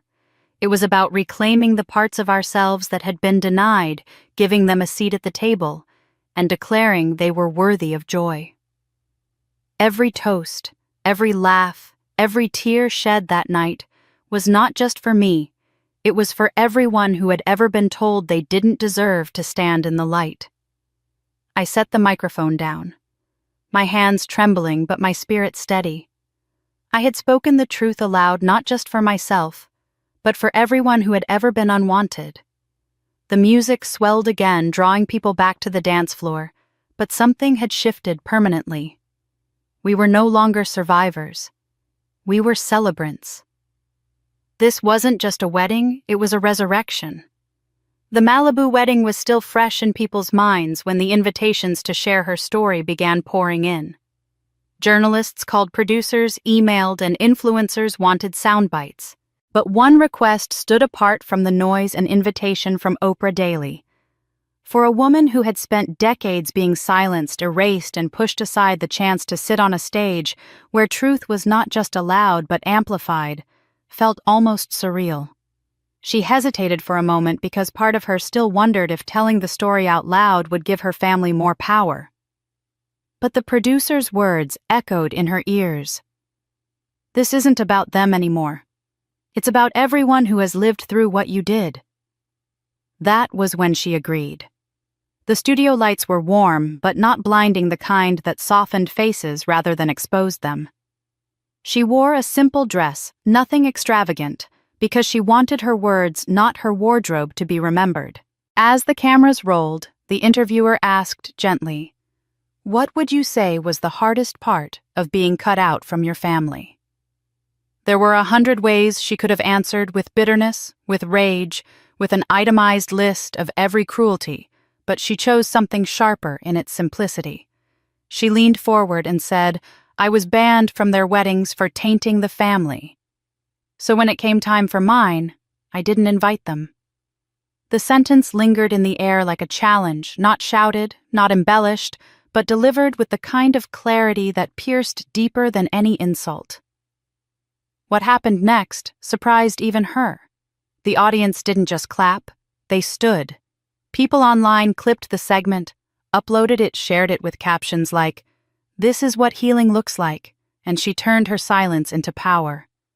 Within hours, the video had been viewed hundreds of thousands of times. By morning, it had crossed into the millions. Comments flooded in, some from strangers saying, "Thank you for saying what I never could," others from people her age admitting they had been cut out of family photos, barred from family dinners, told they were unworthy of love. Her voice was no longer hers alone. It had become a chorus. What made the interview remarkable was what she didn't do. She didn't list names, she didn't point fingers, she didn't drag her family through the mud. She didn't need to. Instead, she described the pattern of exclusion, the quiet cruelties, the way she was erased from milestones. The audience filled in the rest. They understood. The story wasn't about scandal, it was about survival, dignity, and reclaiming the narrative. That restraint gave her words more weight than fury ever could. It wasn't revenge shouted from a rooftop, it was justice delivered in a whisper. Meanwhile, in her hometown, the ripple effect was immediate. People whispered in the pews of the same church that once turned its back on her. Some murmured, maybe she wasn't the problem after all. Others avoided the subject entirely, embarrassed to realize how quickly they had believed lies without question. And in a small brick house on the edge of town, her mother sat alone at the kitchen table. The television played the interview on repeat. At first, her mother sat, rigid arms folded tight against her chest, her lips pressed into a thin line. But as the hours passed and the comments scrolled across the screen, the expression shifted. Thousands of strangers, men and women, young and old, were writing things like, "This woman is strength personified, and imagine being the family who cast her out." Every word was a mirror her mother couldn't look away from. The irony was brutal. For years, her mother had worked tirelessly to control the family's image. Every lie, every whispered rumor, every snipped photo had been an attempt to preserve a facade of perfection.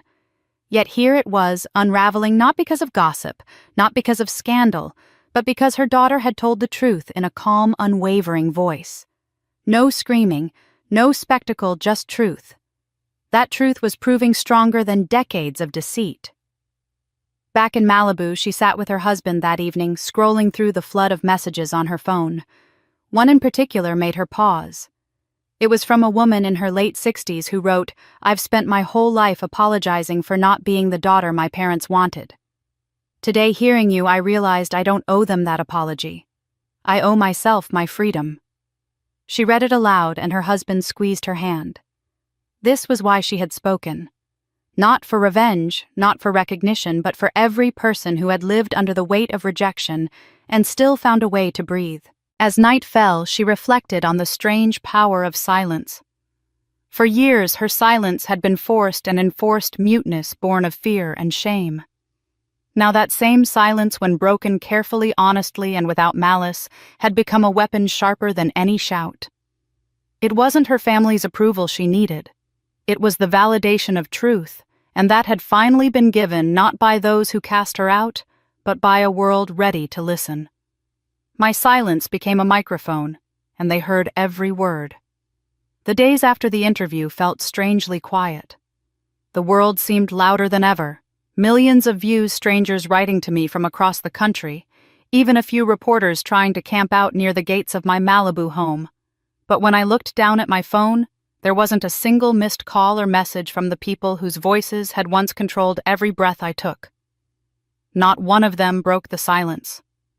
No apology, no explanation, no attempt to bridge the years of exile. For a long time, that silence would have eaten me alive.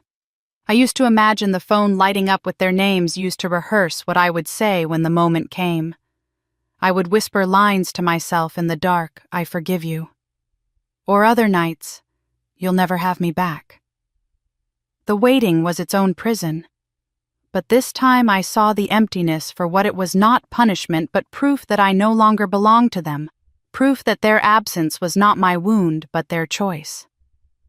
On the beach that evening, Malibu air heavy with salt and twilight, I sat cross-legged in the sand while the tide pressed against the shore. My husband sat beside me, his hand folding into mine warm and steady.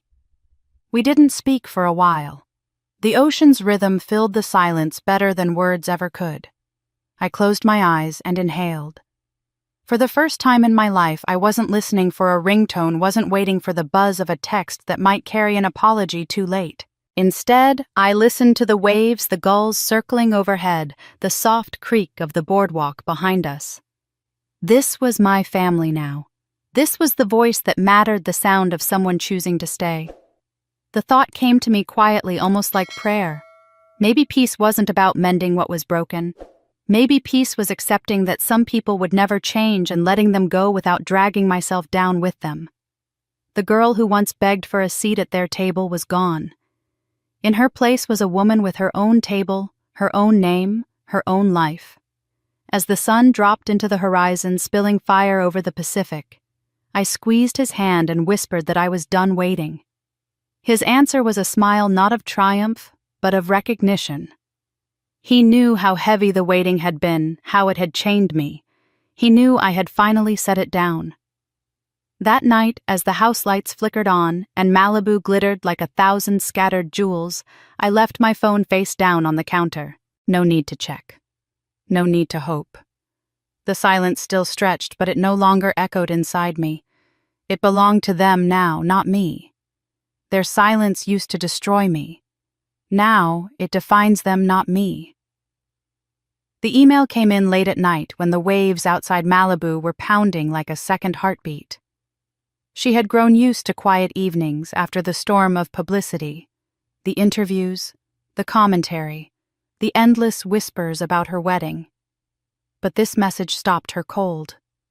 A publishing house in New York wanted to commission a memoir. Not just a brief essay or a flattering profile in a glossy magazine, but an entire book written in her voice, telling the story that had begun with exclusion and ended with opulence. They said her wedding had lit up social media, but what people wanted now was the truth beneath the glitter. The scars behind the spotlight. Her scars. At first, she resisted. She had built her empire to stand apart from her family, not to be defined by them once more. But as she scrolled through the proposal, she realized it was different. They weren't offering a ghostwriter to turn her into a brand. They were offering her the pen. She could speak unfiltered about the rejection that had shadowed her since childhood, about how being cut from family photographs and barred from weddings had nearly crushed her, and about how she rebuilt a life worth celebrating. For the first time, her narrative would be hers alone, not sculpted by rumor or by the cold mouths of those who denied her. The offer went further than words. Alongside the book, the publishers proposed a documentary. Your story is visual, the editor had written. The empty seat at your wedding, the Malibu shoreline, the strength in your eyes when you spoke about surviving what tried to silence you. It needs to be seen, not just read. She hesitated. A book was intimate. Film was exposure. Cameras could twist just as easily as family tongues. So she set her condition: she would control the story, the footage, the editing. They agreed. For once, she held the power her family had always tried to strip away. It was in that fragile moment of decision, the balance between privacy and power, that another letter arrived. Not through a polished editor, but slipped into her mailbox, with no return address, folded into a plain envelope. The handwriting was old-fashioned, the ink trembling across the page. She opened it slowly, expecting perhaps a rant from a bitter cousin, or a plea from someone wanting money. Instead, the words cut through her like a blade made of ice and memory. Your mother never wanted you to be born, it read. She tried to end the pregnancy. She was taken to a clinic once when no one was watching, but your grandmother found out and stopped it. She fought for you when no one else did. The paper shook in her hand. For a long moment she thought she might faint. She had always felt unwanted, had always carried the suspicion that her existence was an inconvenience, a shame. But here was proof it had been more than suspicion. Her life had hung by a thread before it even began, severed in secret and saved in silence. The revelation roared in her chest like an echo of birth itself. She could picture it clearly now, her grandmother, the only one who had ever looked at her with pride, standing firm against her own daughter, insisting that the child live. It explained so much: the warmth in her grandmother's embrace, the constant tension in her mother's voice, the way her very presence seemed to irritate the woman who birthed her. She had not been a mistake. She had been a battle, and she had been won. Tears stung her eyes, not only for herself but for the girl she had once been. The girl who begged at bedroom doors to be included, who watched other people's weddings through photographs, who thought if she were only quieter or smaller, maybe she would be loved. That girl had never known that love had been there all along, burning fiercely in her grandmother's fight. The timing of the letter was uncanny. Here she was, about to sign her name to a book and a film about to expose her story to the world. And here was another truth, darker and more intimate, demanding to be told. For a moment she wondered who had sent it. A church member. A nurse long retired. Someone who had overheard whispers in the small Alabama town where secrets were passed like hymnals. She might never know. But she knew the words were real. She could feel the weight of them in her bones. She sat down at her desk and opened a fresh notebook. The first line she wrote was not about the wedding she had missed, nor about the Malibu estate. It was this: they tried to erase me before I even drew breath. And then, after a pause, she added, "But I am here, and the world will know why." Her story was no longer just about revenge, or even about triumph. It was about survival in its rawest form. She had survived exclusion, humiliation, theft, and betrayal. But now she knew she had also survived her own mother's attempt to silence her existence before it began. That knowledge didn't crush her. It set her free. Because every page she would now write, every frame of film that would capture her, carried the proof that she was never supposed to disappear. She had been meant to be here all along. She picked up her phone and called the editor. "I'll do the book," she said, her voice steady. "And the documentary. But I'm telling everything, even the parts that will make people flinch." "They'll flinch," the editor replied, "and then they'll rise to their feet." She hung up, placed the anonymous letter beside her grandmother's old Bible, and began to type. "They tried to keep me from being born, and now the world reads my name." The package arrived on a Thursday afternoon, ordinary in every way except for what it carried inside. I had chosen to send it by courier rather than email. A file attached to an email could be ignored, deleted, or conveniently lost. But a padded envelope heavy with paper would sit on her kitchen counter like an uninvited guest. Inside were two things: the draft of my manuscript, nearly 400 pages documenting every wound and betrayal I had endured, and the letter my grandmother had written before her death, folded carefully into an envelope that bore her unmistakable handwriting. I knew my mother would recognize that script the moment she saw it. She had spent a lifetime trying to bury my grandmother's defiance, her compassion, her refusal to play along with the lies. Seeing that script would unearth it all again. I mailed it with shaking hands, not out of fear, but out of finality. The package was not a question. It was an answer. The call came 3 days later. I almost didn't answer.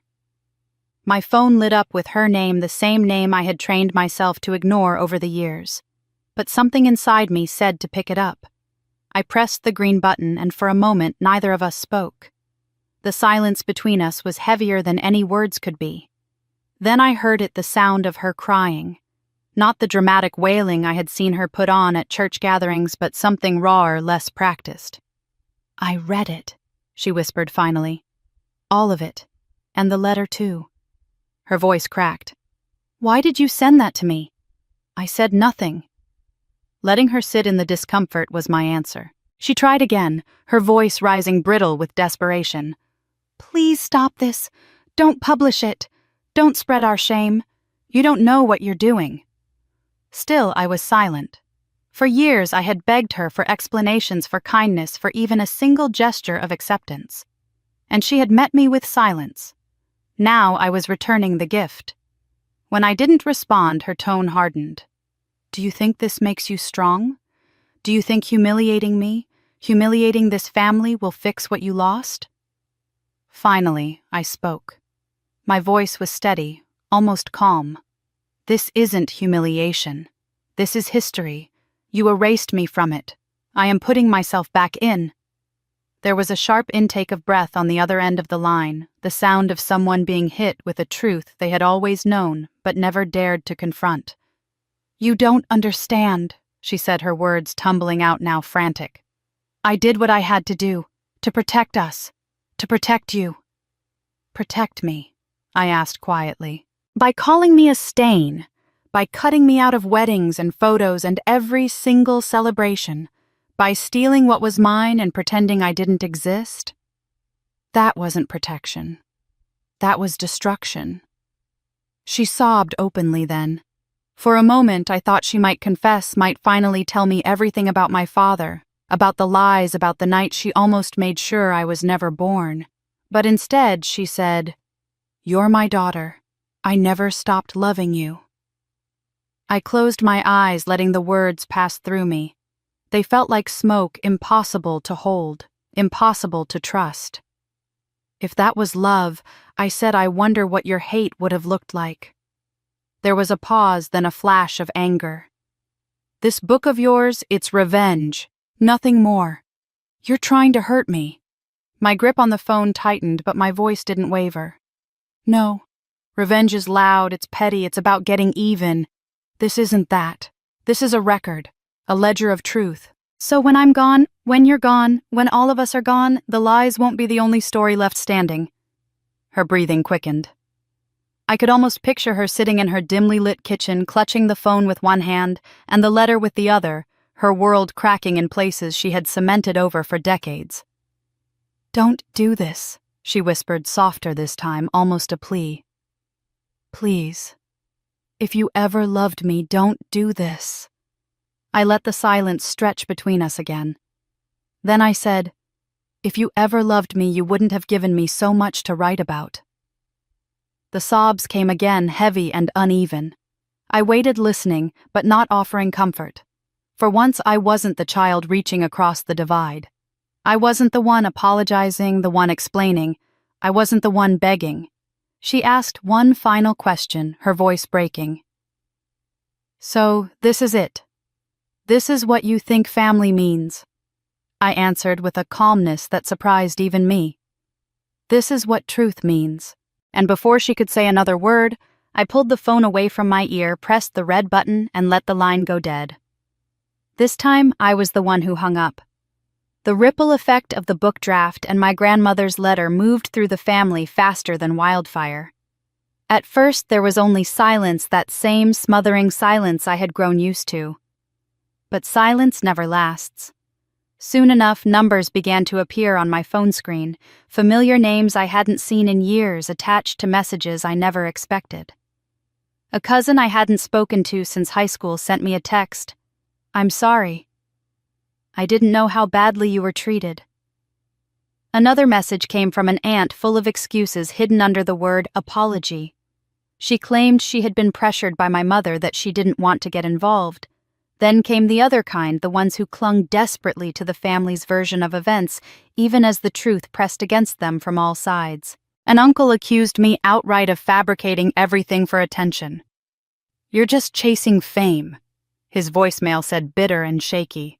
Dragging your family's name through the mud so you can sell books. Shame on you. My sister's husband wrote a sneering email claiming I had always been jealous and was finally getting revenge in print. It was remarkable how quickly their defenses revealed the cracks in their own lives. They weren't protecting me. They weren't even protecting my mother. They were protecting the version of themselves that had stood by while I was erased. I stared at those messages, my thumb hovering over the keyboard. For the first time, I didn't feel the need to argue back or defend myself. I had already told my story. It was written, bound, undeniable. Their words didn't carry the power they once had. Instead, I opened a new email, addressed it to every relative who had reached out, whether in apology or in accusation. My message was short and deliberate. I forgive you, but I will not rebuild the bridge from my side. If you want to meet me, you'll have to walk across on your own." The replies came quickly. Some tried to twist my words, arguing that forgiveness without reconciliation wasn't real forgiveness at all. Others doubled down, calling me cruel, selfish, ungrateful. But I didn't waver. Forgiveness, I realized, wasn't a key to let them back in. It was a key to let myself out. A few messages stood apart. A cousin in Georgia confessed that she too had been shamed and shut out for choices she made that didn't fit the family's script. She told me my words gave her courage to speak her truth. A nephew I had never met sent a brief message, "Thank you. I thought I was the only one." Those messages I kept. The rest I deleted without ceremony. One evening my phone buzzed again. Another apology, this time from an aunt who had stood next to my mother in every photograph, smiling while I had been cropped out. Her message was long, rambling, full of words like misunderstanding and regret. But when I read between the lines, all I saw was fear. Fear of being left out of my life the way I had been left out of theirs. I didn't reply. I didn't owe her an audience. With each apology that rang false, with each accusation that sputtered into nothing, I learned to draw firmer lines. I blocked numbers, unsubscribed from emails, shut the doors that had once been slammed in my face. There was a strange kind of relief in it, like cleaning out a closet filled with clothes that no longer fit clothes that had only ever made me feel uncomfortable. My husband noticed the change in me. "You're lighter," he said one evening as we sat on the porch overlooking the ocean. He was right. I wasn't carrying their expectations anymore, or their silence, or their shame. I wasn't even carrying their apologies. I had set them all down. Somewhere deep inside, I realized that closure doesn't always come with a warm embrace or a family reunion around a long wooden table. Sometimes closure comes in the form of a closed door, a number blocked, an email left unanswered. It doesn't mean forgetting. It doesn't mean pretending it never happened.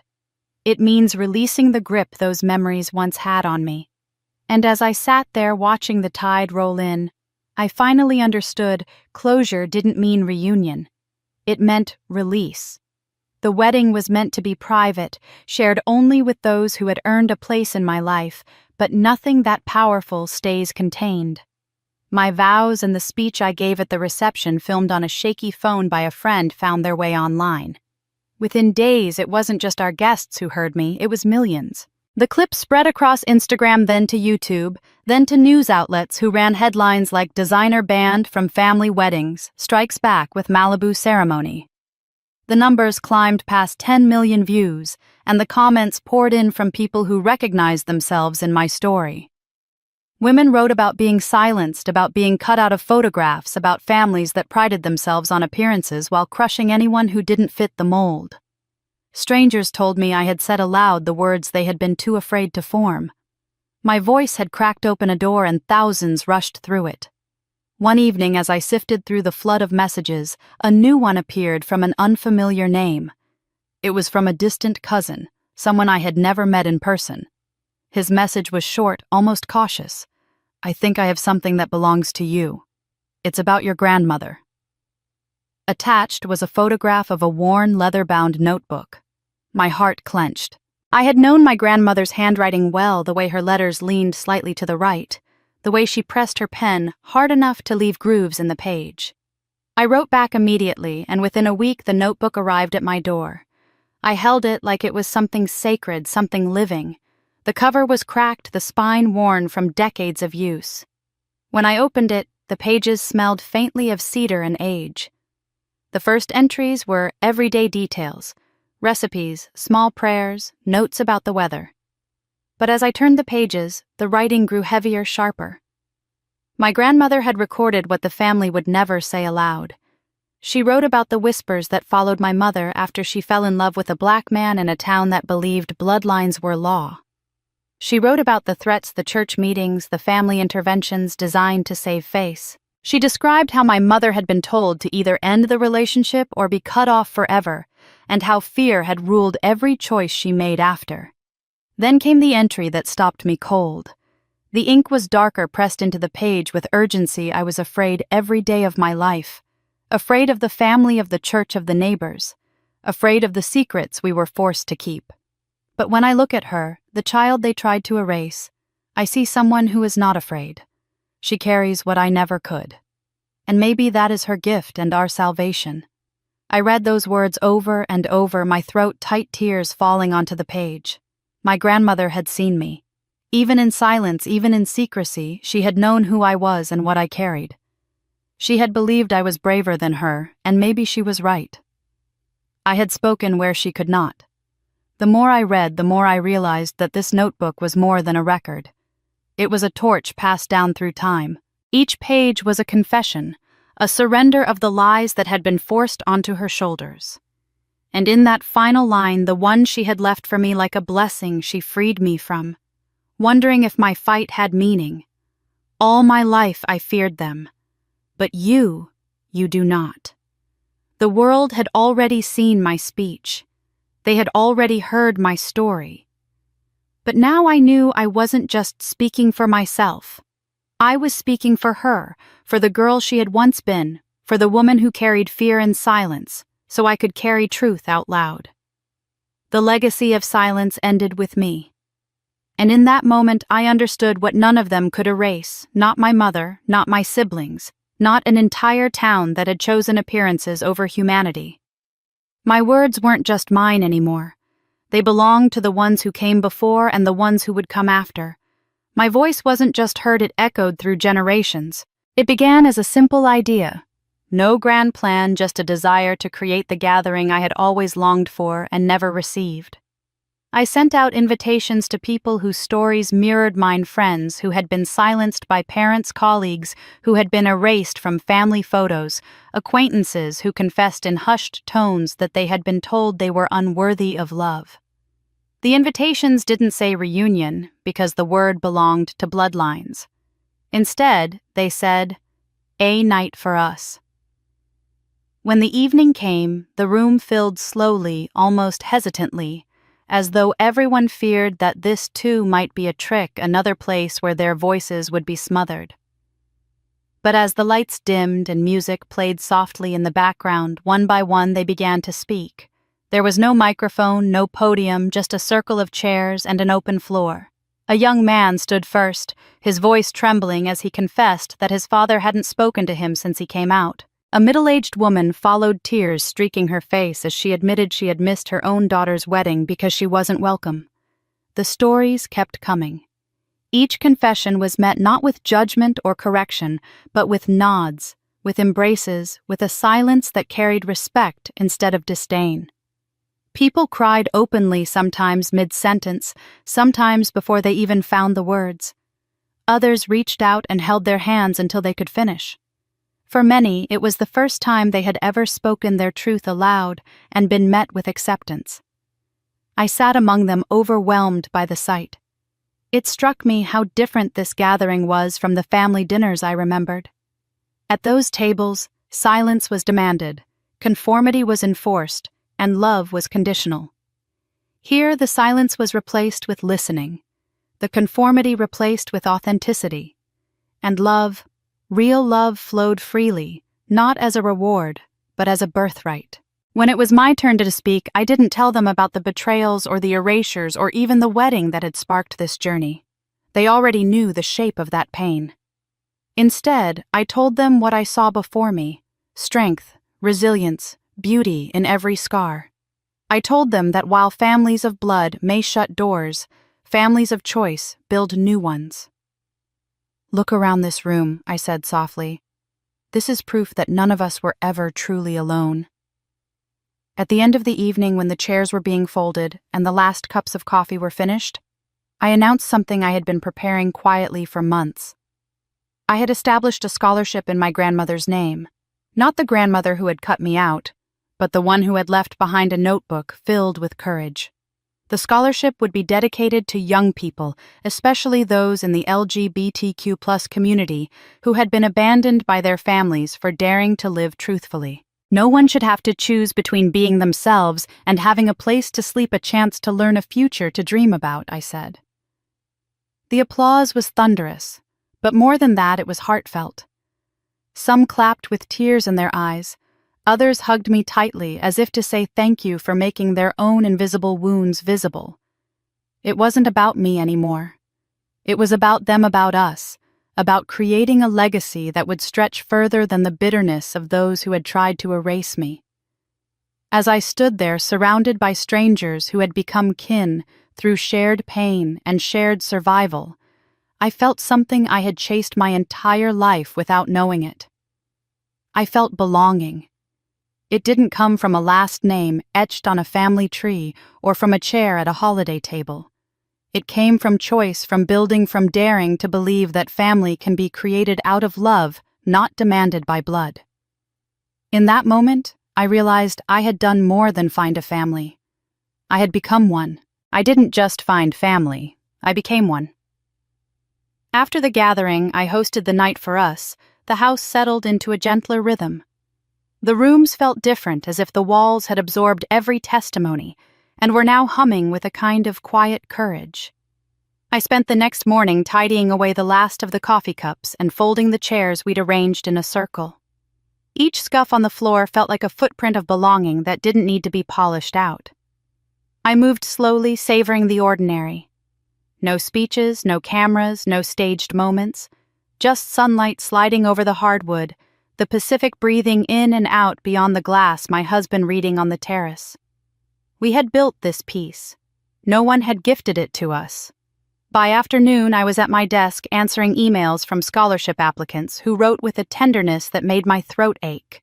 One young woman asked if the fund could help her finish a semester after her parents stopped paying tuition when she came out. Another wanted to know if our mentorship program included a place to stay for a week while she figured out her next step. I replied to each one personally. That more than anything felt like repayment for a debt the past had tried to saddle me with. Not revenge repair. The doorbell startled me. It rang once clear and precise, then stopped. I glanced at the clock, expecting a delivery or a planner dropping off proofs for the documentary. The house cameras would have told me instantly who it was, but I didn't reach for my phone. I stood, walked to the front hall, and paused by the side lights flanking the door. Through the beveled glass, I saw her. My mother stood on the stone landing, back rigid, chin lifted, a paperback grasped in both hands like a hymn book. My book. The cover glinted under the afternoon sun, the title stark against her fingers. The doorbell had rung, yes, but not by her hand. The gate intercom must have alerted the house when she arrived with the courier, who had no doubt announced a visitor. She hadn't lifted a finger to call me inside. She hadn't announced herself. She simply stood one step shy of trespassing and miles short of welcome. There are moments you think you've rehearsed into submission, but when they come, they arrive unrecognizable. I had pictured confrontations and confessions. I had imagined angry words, pleas, even embraces I would refuse. None of that happened. She didn't speak. She didn't knock again. She stared at the door as if it might answer for her. Perhaps she expected me to fling it open the way I once flung myself at any sign of her attention. I didn't move. I let the heavy stillness sit between us, the width of a doorway echoing with a lifetime. Her eyes flicked toward the camera above the arch, toward the hedges, toward the sweep of ocean beyond the drive, as if cataloging all the things that existed without her permission. Wind lifted a strand of hair at her temple. She smoothed it with a practiced motion that had once meant control. Today it looked like habit in search of purpose. She turned the book in her hands, thumb resting on a dog-eared page. Had she read it slowly, line by line, or devoured it in a single night, racing past the parts that burned I didn't know? The only proof I had that she'd read it all was the way she could not meet her own reflection in the glass. I became aware of my heartbeat, not frantic as it once would have been, not pleading, just steady. I could feel the floor cool beneath my bare feet, the faint scent of lemon oil from the morning's cleaning, the distant murmur of my husband turning a page outside. The present was tangible in a way the past never had been. I rested my fingertips lightly on the edge of the console table and watched the woman who raised me stand on the wrong side of a door she had taught me to bang my head against. She shifted her weight. For a moment it seemed she might press the bell herself, might risk the smallest sound that would admit her intention. Instead, she looked down at the book again. The cover flashed. She traced the letters of my name with one finger, the name she had told others was a stain, and now found printed and bound, carried in hands of strangers stacked in windows she used to pass without a glance. The contradiction lived there unspeakable. I didn't try to speak it for her. I thought of the day I mailed her the manuscript and my grandmother's letter, the way guilt had changed shape into plea and then into accusation, before dissolving into sobs. I thought of the call I had ended, of the silence that followed, and never healed what it had broken. I thought of the scholarship applications waiting for answers on my desk of the night we gathered and called ourselves family without notarized proof. The door between us had not been slammed in a fit of anger. It had been built carefully, brick by brick, out of boundaries and truth. It was not a wall.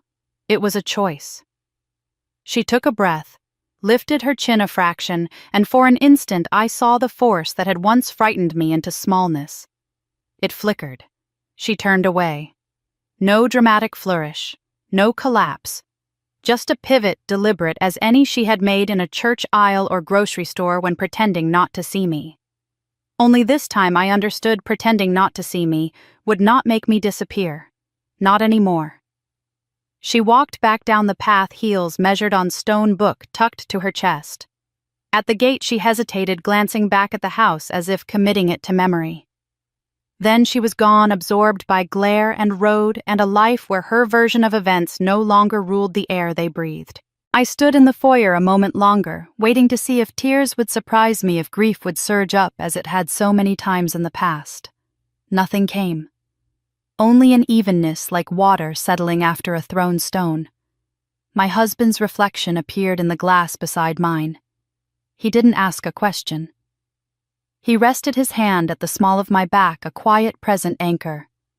"Do you need anything?" he asked after a while. "Yes," I said. "A pen." Back at my desk, I opened the notebook where I had drafted vows and book chapters and lists for the scholarship. I dated the page. My handwriting looked firm, not angry. I wrote one sentence, the only one that mattered: "I don't need her to step inside." I set the pen down and felt the truth settle, not like armor, but like a well-tailored coat I should have been wearing all along. There is a kind of forgiveness that sounds like protestations and second chances, and doors flung open at midnight. This was the other kind. The kind that stops asking someone to become what they are. Not the kind that lets you stop being who you had to be to survive. I wasn't refusing to feel. I wasn't punishing. I was accepting what had been proved 100 times and would not be rewritten by a single visit on a bright afternoon. In the evening, I watered the garden. Jasmine climbed the trellis near the steps. The scent reminded me of a summer I couldn't quite place. The camera over the archway blinked red, once resetting after a visitor. The house returned to itself. So did I. Some people knock too late, and some doors stay shut for a reason. The morning after she stood on my doorstep and walked away, the house felt settled in a way I hadn't known before. Not triumphant quiet. I watered the jasmine, answered a handful of scholarship emails, and met with the documentary team to review a cut. Life didn't pause for dramatic endings. It moved steady and sure toward whatever was next. That afternoon, an email arrived from a nonprofit I had admired for years. An organization that provided legal aid, emergency housing, and mentorship to women cast out by their families. They'd watched the interview, read the excerpts of my book, and wanted to know if I would consider serving as an ambassador.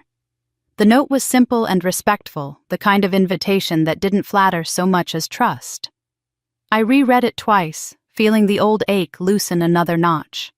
I wrote back, yes. A week later, I walked into their downtown office, a bright space with scuffed floors and donated chairs, the air alive with the sound of phones ringing and women laughing at something small, something normal. A caseworker gave me a tour intake rooms, a closet of donated clothes arranged with care, a bulletin board layered with thank you notes in shaky handwriting.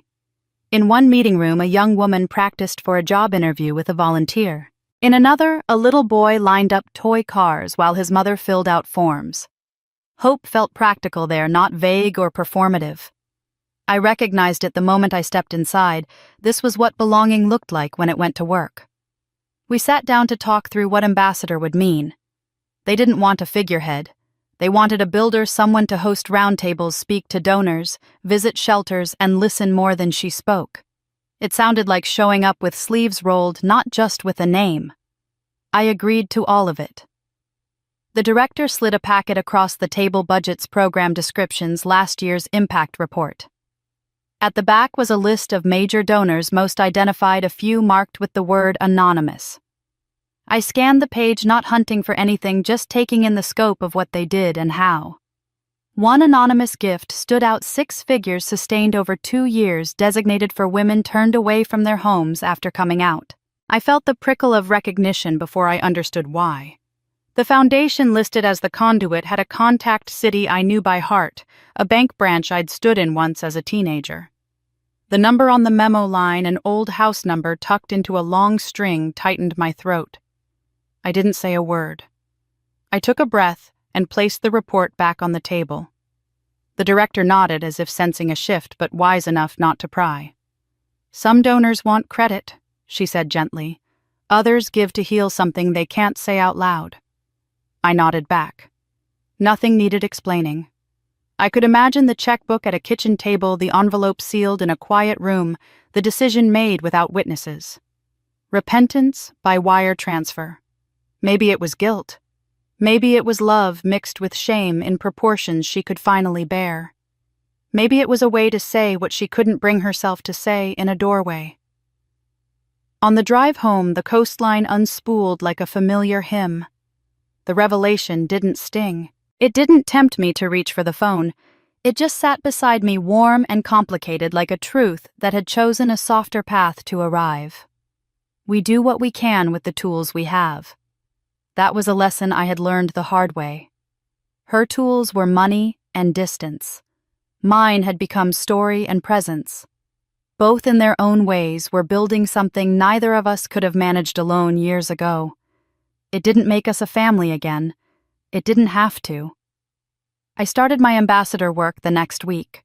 I spent mornings at the office, afternoons on calls with pro bono attorneys, evenings speaking to small rooms where women sat with arms crossed until someone told a story that cracked them open. I didn't repeat my mother's name. I didn't catalog injuries like trophies. I talked about the day I stopped waiting for the phone to ring, about the seat I kept empty on purpose, about the way a person can decide to belong anyway.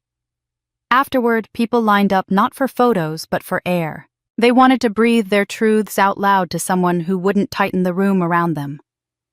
I stood there and listened until the lights went off. In quieter hours, the documentary inched forward. We filmed at sunrise on the beach, the sound guy apologizing whenever the wind stole my words. We filmed in the scholarship office as applications stacked like fragile declarations of intent. We filmed in the nonprofit kitchen while I labeled bins and laughed about how every worthy place always runs out of masking tape. If anyone came to the work hoping I'd combust for the camera, they left disappointed. There was no spectacle left in me, only steadiness. One late afternoon, as the sun poured honey over the terrace, I set the donor report on the table and traced the anonymous line with my fingertip. My husband came out with 2 glasses of water and sat without asking. "Do you want to call her?" he asked after a while, the question so gentle it barely disturbed the air. "No," I said. It wasn't defiance. It was alignment. I think that was her call. He nodded, the kind of nod that says, "I hear you, and I'll stand here as long as you need." We watched pelicans skim the surface of the water, each one a quiet arrow drawn toward the horizon. I had thought the end point of my story would be a door closing, but endings, it turns out, are just quieter beginnings.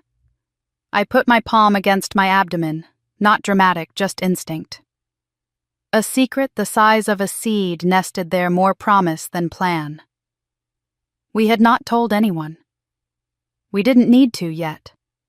The future had a rhythm I could finally hear without straining small feet on hardwood, a high laugh in the hallway, the rustle of pages at bedtime. Maybe this child would never know the ache of begging to be let in. Maybe they would inherit a house arranged around welcome, a table set with names chosen for love, a last name that meant a door propped open and a light left on. Maybe all the no I had learned to say would be the yes at their back. I stood, slid the report back into its folder, and carried it inside. The jasmine breathed its clean perfume through the open door. Somewhere in another town, a woman I once called mother might have been writing another check, or staring at a stack of mail, or just sitting in a room with her hands folded, caught between the story she defended and the truth that finally slipped past her guard. I didn't hate her for it. I didn't pity her either. I let her be where she was. I stayed where I'd fought to stand. Night fell. The ocean stitched its dark seam to the edge of the sky. I pressed my hand against my belly and whispered into the quiet, "We start new." It wasn't a vow to erase the past. It was a promise to refuse its terms. I didn't need their blessing. I became the light they tried to snuff out. Thank you for staying with me through this journey. Stories like this are not just about one woman. They are about anyone who has been cast aside, silenced, or told they were not enough, only to rise and prove otherwise. If you found yourself moved, if you saw pieces of your own life reflected here, I'd love to hear from you. Have you ever been cut off by people who were supposed to love you? What did you do when it happened? Share your story in the comments. I read every word, and your voices matter. And if you want to hear more true stories of resilience, revenge, and redemption, make sure you hit that subscribe button so you don't miss what's coming next.